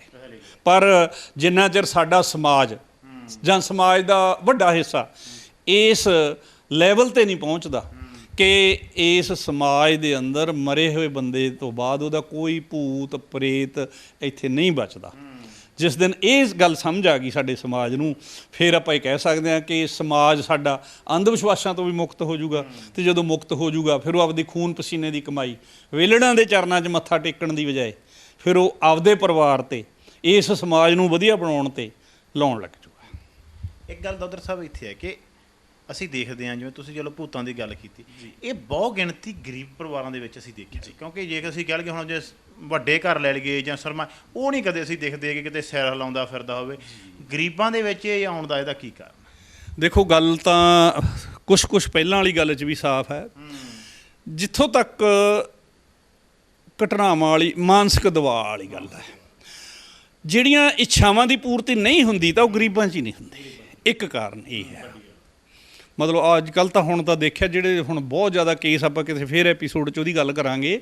ਅੱਜ ਕੱਲ੍ਹ ਦੀ ਸਥਿਤੀ ਕੀ ਹੈ ਕਿ ਲੜਕੀਆਂ ਪੜ੍ਹਨ 'ਚ ਹੁਸ਼ਿਆਰ ਨੇ, ਆਈਲੈਟਸ ਕਰ ਲੈਂਦੀਆਂ ਨੇ, ਅਤੇ ਸਾਡੇ ਸਮਾਜ 'ਚ ਆਪਾਂ ਨੂੰ ਪਤਾ ਕੀ ਚੱਲਦਾ ਕਿ ਜਿਹੋ ਜਿਹਾ ਕੋਈ ਵਿਹਲੜ ਨਖੱਟੂ, ਜਿਹੋ ਜਿਹਾ ਵੀ ਕੋਈ ਪੈਸੇ ਟਕੇ ਵਾਲਾ ਘਰ 'ਚ ਆਉਂਦਾ, ਉਹਨੂੰ ਉਹਦੇ ਨਾਲ ਵਿਆਹ ਦਿੰਦੇ। ਅੱਛਾ, ਅਤੇ ਜਦੋਂ ਵਿਆਹ ਦਿੰਦੇ ਆ ਤਾਂ ਆਪਾਂ ਨੂੰ ਪਤਾ ਹੀ ਹੈ ਵੀ ਮਾਨਸਿਕ ਤਣਾਅ ਹੁੰਦਾ। ਉਹ ਗਰੀਬ ਘਰ ਦੀ ਹੈ, ਪਰ ਰੀਝਾਂ ਇਛਾਵਾਂ ਤਾਂ ਹਰੇਕ ਬੱਚੇ ਦੀਆਂ, ਚਾਹੇ ਗਰੀਬ ਹੈ ਚਾਹੇ ਅਮੀਰ ਹੈ, ਉਹ ਬਰਾਬਰ। ਇੱਕ ਕਾਰਨ। ਦੂਜਾ ਕਾਰਨ, ਇੱਕ ਉਹ ਸੱਭਿਆਚਾਰ ਵੀ ਹੈ, ਉਹ ਗਰੀਬ ਪਰਿਵਾਰਾਂ 'ਚ ਹੈ ਵੀ ਮਾੜੀ ਜੀ ਕੋਈ ਗੱਲ ਹੋਈ, ਡਾਕਟਰ ਕੋਲੇ ਆਪਾਂ ਇਹ ਵੀ ਕਹਿ ਸਕਦੇ ਹਾਂ ਕਿ ਜਾਣ ਦੀ ਪਹੁੰਚ ਘੱਟ ਹੈ। ਮਤਲਬ ਐਂ ਕਹਿ ਲਓ ਵੀ ਲੋਕਲ ਜਿਹੜੇ ਮੈਡੀਕਲ ਪ੍ਰੈਕਟੀਸ਼ਨਰ ਹੁੰਦੇ ਆ, ਉਹਨਾਂ ਤੋਂ ਸ਼ਹਿਰ ਜਾ ਕੇ ਦਵਾਈ ਲੈਣ ਦੀ ਪਹੁੰਚ 40% ਘਰਾਂ 'ਚ ਹੈ ਨਹੀਂ। ਉਦੋਂ ਗਾਹਾਂ ਕਿਸੇ ਵੱਡੇ ਹਸਪਤਾਲ 'ਚ ਤਾਂ ਆਪਾਂ ਵਰਕ ਹੀ ਪਾੜ ਸਕਦੇ ਹਾਂ। ਸਰਕਾਰੀ ਹਸਪਤਾਲਾਂ 'ਚ ਵੀ ਮਤਲਬ ਡਾਕਟਰੀ ਲਾਈਨ ਦਾ ਵੱਡਾ ਹਿੱਸਾ ਜਿਹੜਾ ਹੈਗਾ, ਉਹਨੂੰ ਉਹ ਮਰੀਜ਼ ਨਾਲ ਹਮਦਰਦੀ ਘੱਟ ਆ, ਉਹਦੇ ਠੀਕ ਹੋਣ ਨਾਲ ਉਹਦੀ ਤਸੱਲੀ ਘੱਟ ਆ। ਉਹਨੂੰ ਲੱਗਦਾ ਕਿ ਜਿਹੜੇ ਮੈਂ ਟੈਸਟ ਲਿਖਣੇ ਆ, ਜਿਹੜੀ ਮੈਂ ਦਵਾਈ ਲਿਖਣੀ ਆ, ਵੀ ਉਹਦੇ 'ਚੋਂ ਮੇਰਾ ਕਮਿਸ਼ਨ ਪੂਰਾ ਆਊਗਾ। ਅੱਛਾ, ਹੁੰਦਾ ਕੀ ਹੈ, ਇਹਨਾਂ ਹਾਲਤਾਂ 'ਚੋਂ, ਉਹਨਾਂ ਦੇ ਕਲਚਰ 'ਚੋਂ ਉਹ ਫਿਰ ਕੀ ਹੁੰਦਾ, ਥੋੜ੍ਹਾ ਮੋਟਾ ਨੇੜੇ ਵੀ ਉਹ ਨਹੀਂ ਇਹ ਤਾਂ ਐਵੇਂ ਪਾਈ ਜਾਂਦੇ, ਉੱਥੋਂ ਥੋੜ੍ਹਾ ਪਵਾ ਲਓ। ਸਵਾਦ ਦੀ ਚੁੰਡੀ ਨੇ ਆਰਾਮ ਆ। ਇੱਕ ਕਾਰਨ ਤਾਂ ਹੈਗਾ ਸਵਾਦ ਦੀ ਚੁੰਡੀ ਨਾਲ ਆਰਾਮ ਵਾਲਾ, ਕਿ ਉਹ ਜਿਹੜੇ ਗਰੀਬ ਲੋਕ ਨੇ ਉਹਨਾਂ ਦੀ ਇਮਿਊਨਿਟੀ ਬਹੁਤ ਆ। ਅਸੀਂ ਵੇਖਿਆ ਜਿਹਦੇ ਕਰਕੇ ਕੀ ਆ, ਉਹ ਥੋੜ੍ਹੇ ਜਿਹੇ ਨਹੀਂ ਠੀਕ ਹੋ ਜਾਂਦੇ ਆ। ਜਿਵੇਂ ਸਾਡੇ ਨੇੜੇ ਇੱਥੇ ਨੈਣੇ ਵਾਲਾ ਪਿੰਡ ਆ ਇੱਕ, ਉੱਥੇ ਕਹਿੰਦੇ ਇੱਕ ਬੰਦਾ ਟਾਈਫਾਈਡ ਦਾ ਥੌਲਾ ਪਾਉਂਦਾ, ਅਤੇ ਨਾਲ ਕੀ ਕਰਦਾ, ਉਹ ਨਾਲ 50 ml ਦੀ ਕਲੋਰੋਫੈਨੀਕੋਲ ਦੀ ਸ਼ੀਸ਼ੀ ਦੇ ਦਿੰਦਾ। ਇੱਕ ਐਂਟੀਬਾਇਓਟਿਕ ਬਹੁਤ ਪੁਰਾਣਾ। ਹੁਣ ਕਲੋਰੋਫੈਨੀਕੋਲ ਦੀ ਸ਼ੀਸ਼ੀ, ਉਹ ਸ਼ੀਸ਼ੀ ਇੱਕ ਬੱਚੇ ਲਈ ਤਾਂ ਬਹੁਤ ਹੈ, ਪਰ ਉਹ ਵੱਡੇ ਨੂੰ ਦੇ ਦਿੰਦਾ, ਨਾਲੇ ਕਹਿ ਦਿੰਦਾ ਥੌਲਾ ਪਾਤਾ। ਪਰ ਮੈਂ ਇਹ ਵੇਖਿਆ ਪ੍ਰੈਕਟੀਕਲੀ ਕਿ ਉਹਨਾਂ ਦੀ ਗਰੀਬ ਜਨਤਾ ਦੀ, ਭਾਵੇਂ ਉਹਨਾਂ ਨੂੰ ਪੌਸ਼ਟਿਕ ਖੁਰਾਕ ਨਹੀਂ ਮਿਲਦੀ, ਹਾਲਤਾਂ ਨਾਲ ਭਿੜਦਿਆਂ ਦੀ ਉਹਨਾਂ ਦੀ ਇਮਿਊਨਿਟੀ ਹੈ ਜਿਹੜੀ ਰੱਖਿਆ ਪ੍ਰਣਾਲੀ ਇੰਨੀ ਮਜ਼ਬੂਤ ਆ, ਉਹ 50 ml ਦੀ ਸ਼ੀਸ਼ੀ ਨਾਲ ਹੀ ਉਹਨਾਂ ਦੀ ਇਨਫੈਕਸ਼ਨ ਆ ਠੀਕ ਹੋ ਜਾਂਦੀ। ਇੱਕ ਹੋਰ ਬੜੀ ਪਿਆਰੀ, ਸਾਡਾ ਘਰ ਥੋੜ੍ਹਾ ਇਹਦੋਂ ਪਿੱਛੇ ਸੀਗਾ, ਕੋਈ ਗਰੀਬ ਘਰ ਦਾ, ਸਾਰਾ ਆਲਾ ਦੁਆਲਾ ਸਾਡਾ ਮਜ਼ਦੂਰ ਕਿਰਤੀ ਸ਼੍ਰੇਣੀ ਦੇ ਘਰ ਨੇ, ਅਤੇ ਮੈਂ ਮੀਟਿੰਗ 'ਤੇ ਇਹਨੂੰ ਜਾ ਰਿਹਾ ਸਵੇਰੇ, ਅਤੇ ਉਹਨੂੰ ਐਂ ਥੱਲੇ ਪਾਈ ਪਏ ਆ ਮੰਜੇ ਤੋਂ। ਮੈਂ ਪੁੱਛਿਆ, ਮੈਂ ਕਿਹਾ ਕੀ ਹੋ ਗਿਆ? ਕਹਿੰਦੇ ਤਾਪ ਇਹਦੇ ਦਿਮਾਗ ਨੂੰ ਚੜ੍ਹ ਗਿਆ, ਹੂੰਗਰ ਜੀ ਮਾਰੀ ਜਾਂਦਾ, ਲੱਗਦਾ ਅੱਜ ਇਹ ਬਚਦਾ ਨਹੀਂ। ਥੱਲੇ ਪਾ ਲੈਂਦੇ ਆ ਉਹ ਗਰੀਬ ਲੋਕ ਵੀ ਹੁਣ ਮੰਜੇ 'ਤੇ ਨਾ ਪਾਓ, ਇਹਨੂੰ ਥੱਲੇ ਪਾ ਲਓ। ਮੈਂ ਵੇਖਿਆ, ਹੱਥ ਲਾ ਕੇ ਵੇਖਿਆ, ਉਹਨੂੰ ਬੁਖਾਰ। ਮੈਂ ਕੀ ਮੁੜਿਆ ਪਿੱਛੇ, ਘਰੋਂ 2 ਗੋਲੀਆਂ ਕਰੋਸੀਨ ਦੀਆਂ ਚੱਕੀਆਂ ਮੈਂ ਦੇ ਗਿਆ। ਮੈਂ ਕਿਹਾ ਇੱਕ ਇਹਨੂੰ ਹੁਣ ਦੇ ਦਿਓ, ਇੱਕ 5-4 ਘੰਟਿਆਂ ਨੂੰ ਦੇ ਦਿਓ। ਅਤੇ ਤੁਸੀਂ ਹੈਰਾਨ ਹੋਵੋਗੇ, ਮੈਂ ਆਪ ਹੈਰਾਨ ਹੋਇਆ ਵੀ ਉਹਨੂੰ ਇੱਕ ਗੋਲੀ ਦਿੱਤੀ ਅਤੇ ਉੱਠ ਕੇ ਬਹਿ ਗਿਆ। ਮੇਰੇ ਆਉਂਦੇ ਨੂੰ ਤਾਂ ਮੰਜੇ 'ਤੇ ਬੈਠਾ ਗੱਲਾਂ ਕਰੀ ਜਾਂਦਾ ਸੀ। ਕਹਿਣ ਦਾ ਮਤਲਬ ਕੀ ਹੈ ਵੀ ਉਹਨਾਂ ਦੇ ਅੰਦਰ ਉਹ ਕਈ ਵਾਰੀ ਇੱਕ ਤੁੱਕਾ ਵੀ ਲੱਗ ਜਾਂਦਾ ਵੀ ਉੱਥੇ ਗਏ ਸੀ ਜੀ, ਉਹਦੇ ਥੋੜ੍ਹੇ ਇਹਨਾਂ ਦਾ ਪਹਿਲੇ ਨਹੀਂ ਠੀਕ ਹੋਇਆ। ਅਸਲ 'ਚ ਕੀ ਹੈ ਵੀ ਉਹਨਾਂ ਦੇ ਵਿੱਚ ਇਮਿਊਨਿਟੀ ਇੰਨੀ ਆ ਵੀ ਥੋੜ੍ਹੀ ਮੋਟੀ ਇਹੋ ਜਿਹੀ ਕਿਸੇ ਦਵਾਈ ਨਾਲ ਵੀ ਠੀਕ ਹੋ ਜਾਂਦਾ। ਜਾਣੀ ਸੱਭਿਆਚਾਰ ਕਹਿ ਲਓ, ਗਿਆਨ ਦੀ ਘਾਟ ਕਹਿ ਲਓ, ਮਾੜੀ ਆਰਥਿਕਤਾ, ਗਰੀਬੀ ਕਹਿ ਲਓ, ਕਿ ਉਹ ਹੁੰਦਾ ਵੀ ਹੈ। ਉਹਨਾਂ ਨੇ ਇੱਕ ਡਾਕਟਰ ਤੋਂ, ਮੁਹੱਲੇ ਵਾਲੇ ਤੋਂ ਦਵਾਈ ਲਈ, ਦੂਜੇ ਤੋਂ ਲਈ, ਤੀਜੇ ਤੋਂ ਲਈ, ਜਦੋਂ ਨਹੀਂ ਠੀਕ ਆਉਂਦਾ ਉਹ ਇਹ ਗੱਲ ਮਨ 'ਚ ਪਾ ਲੈਂਦਾ ਵੀ ਇਹ ਹੁਣ ਕੋਈ ਡਾਕਟਰੀ ਇਲਾਜ ਵਾਲਾ ਕਾਰਨ ਨਹੀਂ, ਇਹ ਤਾਂ ਕੋਈ ਉੱਪਰੀ ਆਪਰੀ ਕਸਰੀ ਹੈ। ਠੀਕ ਆ, ਇੱਥੋਂ ਥੋੜ੍ਹਾ ਪਾਇਆ, ਹੋ ਸਕਦਾ ਉਦੋਂ ਵੱਧ ਪੈਸੇ ਉਹਦੇ ਇਲਾਜ ਦਵਾਈ ਦੇ ਖਰਚੇ ਤੋਂ ਵੱਧ ਪੈਸੇ ਬਾਬਿਆਂ ਨੂੰ ਲੁਟਾਇਆ ਜਾਵੇ। ਕਿਸੇ ਨੇ ਮੁਰਗਾ ਛੱਡਣ ਨੂੰ ਕਹਿਤਾ, ਕਿਸੇ ਨੇ ਬੱਕਰਾ ਛੱਡਣ ਨੂੰ ਕਹਿਤਾ, ਉਹ ਕਰਦਾ। ਡਰ ਹੈ ਉਹਦੇ ਮਨ 'ਚ ਪਿਆ ਵੀ ਜੇ ਅਸੀਂ ਹੁਣ ਜਿਹੜੀ ਗੱਲ ਦੱਸਤੀ ਵੀ ਤੁਹਾਡੀ ਭੁੱਲ ਹੋਈ ਹੈ ਜੀ, ਤੁਸੀਂ ਆਹ ਦੇਣ ਵਾਲਾ ਰਹਿੰਦਾ, ਵੀ ਜੇ ਨਾ ਪੂਰੀ ਕਰੀ ਇਹਨੂੰ ਛੱਡੂ, ਸਾਨੂੰ ਨਾ ਫੜ ਲੇ। ਉਹ ਉਦੋਂ ਵੱਧ ਵੀ ਕਰਜ਼ਾਈ ਹੋ ਕੇ ਵੀ ਖਰਚਾ ਕਰਦਾ। ਸੋ ਐਜੂਕੇਸ਼ਨ ਦਾ ਆਪਾਂ ਕਹਿ ਸਕਦੇ ਹਾਂ ਕਿ ਰੋਲ ਇਹਦੇ 'ਚ ਬਹੁਤ ਵੱਡਾ। ਅਤੇ ਐਜੂਕੇਸ਼ਨ ਤਾਂ ਸਾਡੇ ਸਮਾਜ ਦੇ ਅੰਦਰ ਆਪਾਂ ਕਹਿ ਸਕਦੇ ਹਾਂ, ਭਾਵੇਂ ਜਮਾਤਾਂ ਪੜ੍ਹ ਲਿਖ ਗਏ ਆ, ਪਰ ਐਜੂਕੇਸ਼ਨ ਦਾ ਲੈਵਲ ਤਾਂ ਬਹੁਤ ਪਿੱਛੇ ਪਿਆ। ਗਰੀਬ ਤਬਕੇ ਦਾ ਤਾਂ ਉਦੋਂ ਵੀ ਪਿੱਛੇ ਪਿਆ। ਪੜ੍ਹੇ ਲਿਖੇ। ਹਾਂ, ਤੁਸੀਂ ਗੱਲ ਕਰਦੇ ਸੀ ਕਿ ਅਮੀਰ ਤਬਕਿਆਂ ਦੇ ਵਿੱਚ ਜਾਂ ਅਮੀਰਾਂ ਦੇ ਵਿੱਚ ਇਹੋ ਜਿਹੀਆਂ ਗੱਲਾਂ ਘੱਟ ਹੁੰਦੀਆਂ। ਹਾਂ, ਘੱਟ ਹੁੰਦੀਆਂ। ਉਹਦੇ 'ਚ ਜਿਹੜੇ ਨਿਸ਼ਾਨੀਆਂ ਨੇ ਕਹਿ ਸਕੋ, ਉਹਨੂੰ ਅੱਜ ਕੱਲ੍ਹ ਫਿਰ ਉਹ ਪੜ੍ਹੇ ਲਿਖੇ ਜਨਤਾ ਜਾਂ ਡਾਕਟਰਾਂ ਨੇ ਉਹਨੂੰ ਉਹ ਡਿਪਰੈਸ਼ਨ ਦਾ ਨਾਂ ਦਿੱਤਾ ਹੋਇਆ। ਕਾਰਨ ਲਗਭਗ ਸੇਮ ਹੀ ਹੁੰਦੇ ਆ। ਗਰੀਬ ਤਬਕਾ ਜਾਂ ਕਹਿ ਲਓ ਵੀ ਘੱਟ ਪੜ੍ਹਿਆ ਲਿਖਿਆ ਤਬਕਾ ਇਹਨੂੰ ਕਸਰ ਨਾਲ ਛੇਤੀ ਜੋੜ ਲੈਂਦਾ, ਉਹ ਫਿਰ ਉਹ ਡਿਪਰੈਸ਼ਨ ਨਾਲ ਜੋੜ ਕੇ ਉੱਧਰੋਂ ਦੀ ਦਵਾਈਆਂ ਅਤੇ ਹੋਰ। ਅਸੀਂ ਤਾਂ ਵੇਖਿਆ ਕਿ 60-70% ਕੇਸਾਂ 'ਚ ਦਵਾਈ ਦੀ ਲੋੜ ਨਹੀਂ ਹੁੰਦੀ, 30% ਕੇਸਾਂ 'ਚ ਹੁੰਦੀ ਹੈ। ਕਾਉਂਸਲਿੰਗ ਦੀ ਲੋੜ ਹੁੰਦੀ ਹੈ। ਕਾਉਂਸਲਿੰਗ ਦੇ ਵਿੱਚ ਕੀ ਹੁੰਦਾ ਕਿ ਵੱਡੇ ਪਰਿਵਾਰਾਂ 'ਚ ਵੀ ਦੇਖਿਆ ਲੜਾਈ ਝਗੜੇ ਕੀ ਆਪਾਂ ਦੇਖਿਆ, ਉਹ ਪਿੱਛੇ ਪੌੜੀ ਚੱਡਾ ਸ਼ਰਾਬ ਦੇ ਕਾਰੋਬਾਰੀ ਸੀ, ਇੱਕ ਭਰਾ ਨੇ ਕਰੋੜਪਤੀ ਨੇ ਦੂਜੇ ਦੇ ਗੋਲੀਆਂ ਮਾਰਤੀਆਂ ਸੀ। ਤਣਾਅ ਹੈਗਾ, ਸੰਕਟ ਹੈਗਾ ਬਹੁਤ। ਘਰਾਂ 'ਚ ਅਕਸਰ ਹੀ ਸੁਣ ਲੈਂਦੇ ਆਪਾਂ ਵੱਡੇ ਘਰਾਂ 'ਚ ਕਿ ਸੁਸਾਈਡ ਕਰ ਗਈ ਕੁੜੀ। ਇਹਦਾ ਮਤਲਬ ਕੀ ਹੈ ਕਿ ਉੱਥੇ ਕੁਝ ਅਜਿਹਾ ਸੀ ਜਿਹੜਾ ਨਾ ਖੁਸ਼ਗਵਾਰ ਹੈ, ਉਹ ਉੱਥੇ ਹੋ ਜਾਂਦਾ। ਉਹ ਫਿਰ ਬਾਬਿਆਂ ਦੇ ਡੇਰੇ ਜਾਂ ਹੋਰ ਇੱਧਰ ਨੂੰ ਜਾਣ ਆਉਣ। ਜਾਂ ਅਸੀਂ ਤਾਂ ਇਹ ਵੀ ਵੇਖਿਆ ਕਿ ਜਦੋਂ ਪ੍ਰੋਬਲਮ ਆਉਂਦੀ ਆ ਬਹੁਤ ਲੰਬਾ ਸਮਾਂ ਤਾਂ ਜਿਹੜਾ ਅਮੀਰ ਪਰਿਵਾਰ ਆ ਉਹ ਬਾਹਰ ਸ਼ੋਅ ਹੀ ਨਹੀਂ ਹੋਣ ਦਿੰਦਾ ਵੀ ਬਦਨਾਮੀ ਹੋ ਜੂ ਵੀ ਇਹਨਾਂ ਦੇ ਘਰ ਦੇ ਵਿੱਚ ਵੀ ਕੋਈ ਸੰਕਟ ਹੈ। ਅਤੇ ਉਹ ਜਦੋਂ ਫਿਰ ਕਈ ਵਾਰੀ ਇੰਨੇ ਵੱਧ ਜਾਂਦੇ ਆ ਫਿਰ ਉਹ ਸਾਈਕੈਟਰੀ ਵਾਲੇ ਡਾਕਟਰਾਂ ਕੋਲ ਜਾਂਦੇ ਆ।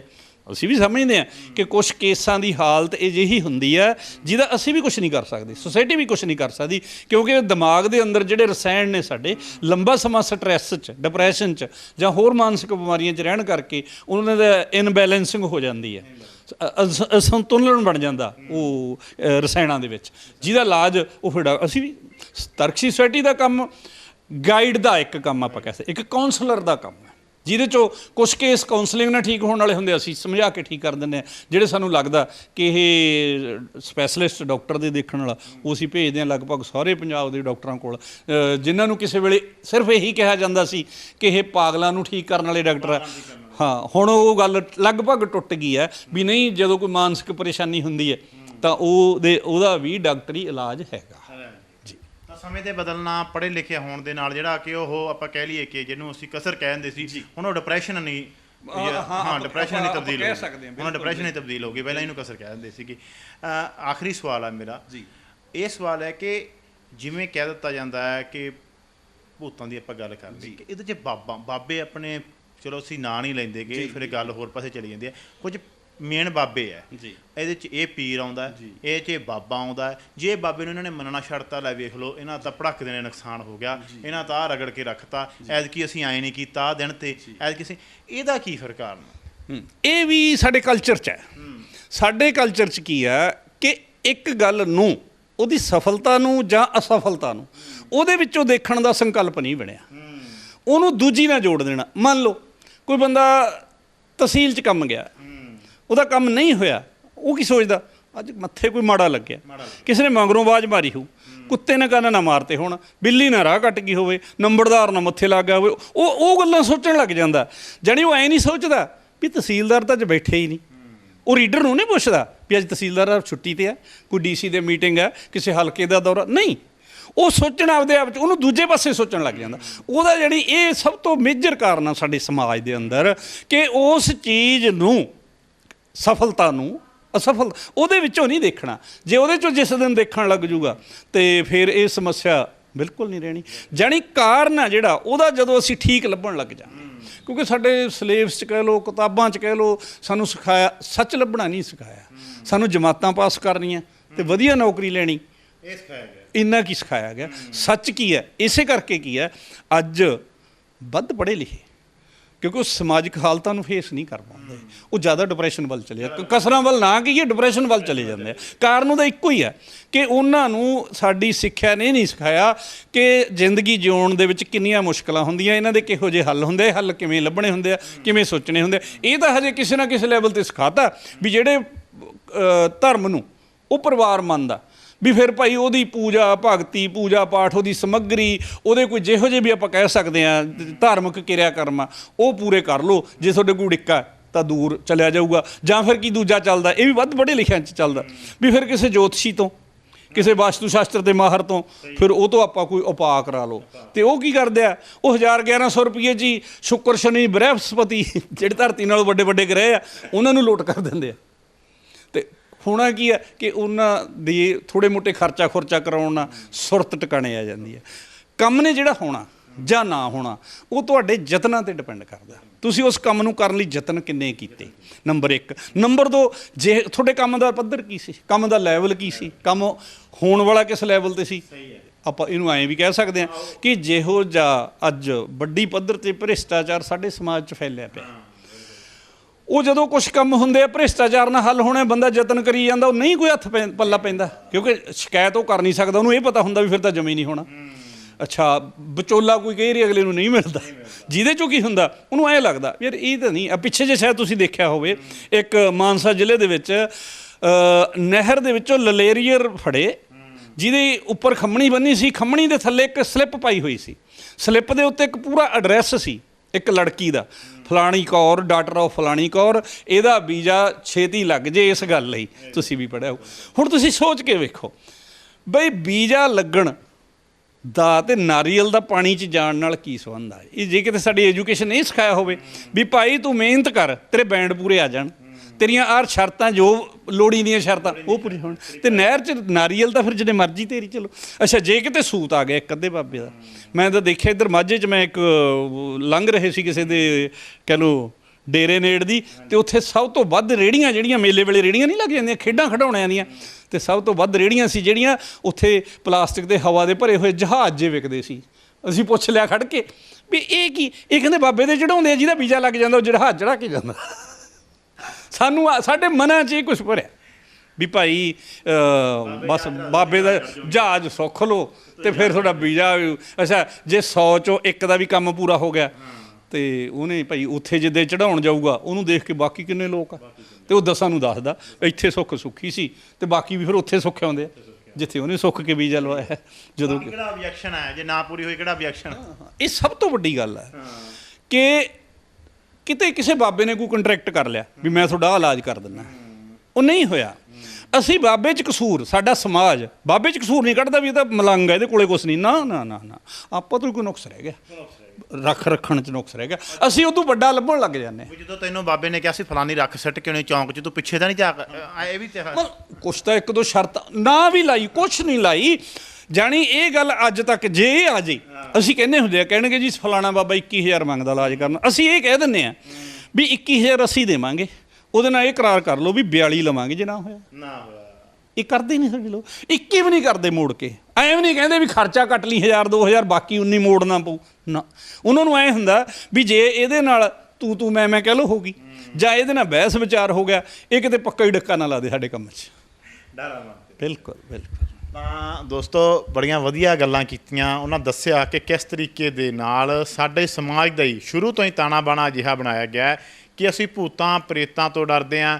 ਅਸੀਂ ਸੋਚਦੇ ਹਾਂ ਕਿ ਕੋਈ ਆਤਮਾ ਹੁੰਦੀ ਹੈ ਜੋ ਇੱਕ ਸਰੀਰ ਦੇ ਵਿੱਚੋਂ ਨਿਕਲ ਜਾਂਦੀ ਹੈ, ਫਿਰ ਉਹ ਦੂਜੇ ਸਰੀਰਾਂ ਦੇ ਵਿੱਚ ਦਾਖਲ ਹੁੰਦੀ ਹੈ, ਜੇ ਉਹਦੀ ਗਤੀ ਨਹੀਂ ਹੁੰਦੀ, ਕੋਈ ਔਖੇ ਟਾਈਮ ਅਜਿਹੇ 'ਤੇ ਉਹਦੀ ਮੌਤ ਹੋ ਜਾਂਦੀ ਹੈ ਜਿਹਦੇ 'ਤੇ ਉਹਦਾ ਇਹ ਸਮਾਂ ਨਹੀਂ ਆਇਆ ਸੀ, ਤਾਂ ਉਹ ਘੁੰਮਦੀ ਫਿਰਦੀ ਹੈ। ਤਾਂ ਉਹਨਾਂ ਸਪਸ਼ਟ ਕੀਤਾ ਕਿ ਅਜਿਹਾ ਕੁਝ ਨਹੀਂ ਹੈ, ਇਹ ਸਾਡਾ ਸਮਾਜਿਕ ਤਾਣਾ ਬਾਣਾ ਹੀ ਅਜਿਹਾ ਹੈ ਜਿਸ ਦੇ ਚੱਲਦਿਆਂ ਜਦੋਂ ਕੋਈ ਵਿਅਕਤੀ ਤਕਲੀਫ ਦੇ ਵਿੱਚ ਹੁੰਦਾ ਤਾਂ ਜਿਹੜੀਆਂ ਉਹ ਆਪਣੀਆਂ ਭਾਵਨਾਵਾਂ ਹੈ ਉਹ ਫਿਰ ਅਜਿਹੇ ਤਰੀਕੇ ਨਾਲ ਪ੍ਰਗਟ ਕਰਦਾ ਹੈ ਜਿਸ ਤਰੀਕੇ ਦੇ ਨਾਲ ਉਹਨੂੰ ਦੂਜਿਆਂ ਨੂੰ ਐਂ ਲੱਗੇ ਕਿ ਇਹਦੇ ਵਿੱਚ ਕੋਈ ਓਪਰੀ ਕਸਰ ਆ ਰਹੀ ਹੈ। ਤਾਂ ਹਰ ਇੱਕ ਗੱਲ ਦਾ ਬੜੇ ਵਧੀਆ ਤਰੀਕੇ ਨਾਲ ਚਾਨਣਾ ਪਾਇਆ। ਤਾਂ ਇਹ ਸਾਰੀ ਵੀਡੀਓਜ਼ ਤਾਂ ਸੁਣਿਓ, ਤੁਹਾਨੂੰ ਉਹ ਜਿਹੜੇ ਸ਼ੱਕ ਆ ਤੁਹਾਡੇ ਉਹ ਦੂਰ ਹੋਣਗੇ, ਤੇ ਜਿਹੜਾ ਪੜ੍ਹਿਆ ਲਿਖੀ ਗੱਲ, ਜੇਕਰ ਅਸੀਂ ਗੱਲ ਕਰੀਏ ਜਿਹੜੀ ਵਿਗਿਆਨਕ ਕਸੌਟੀ 'ਤੇ ਪੂਰੀ ਉਤਰਦੀ ਹੋਵੇ, ਉਹ ਹਰ ਇੱਕ ਚੀਜ਼ ਦੀ ਇਹਨਾਂ ਨੇ ਚਾਨਣਾ ਪਾਇਆ। ਇਹਨਾਂ ਦੀ ਸੁਸਾਇਟੀ ਪੂਰੇ ਪੰਜਾਬ ਦੇ ਵਿੱਚ ਅਜਿਹਾ ਕੰਮ ਕਰਦੀ ਹੈ ਜਿਹਦੇ ਨਾਲ ਤੁਸੀਂ ਬਾਬਿਆਂ ਦੀ ਲੁੱਟ ਤੋਂ ਅਤੇ ਅੰਧ ਵਿਸ਼ਵਾਸਾਂ ਤੋਂ ਬਚ ਸਕੋ, ਤੇ ਸਹੀ ਰਸਤੇ ਜੋ ਵਿਗਿਆਨਕ ਸੋਚ ਆ ਉਹ 'ਤੇ ਚੱਲ ਕੇ ਆਪਣਾ ਵਧੀਆ ਤਰੀਕੇ ਦੇ ਨਾਲ ਇਲਾਜ ਕਰਵਾ ਸਕੋ। ਕੈਮਰਾ ਪਰਸਨ ਹਿਮਤਾਜ ਢੱਲਾ ਦੇ ਨਾਲ ਮਨਿੰਦਰਜੀਤ ਸਿੱਧੂ, ਲੋਕਵਾਈ TV, ਭਦੌੜ।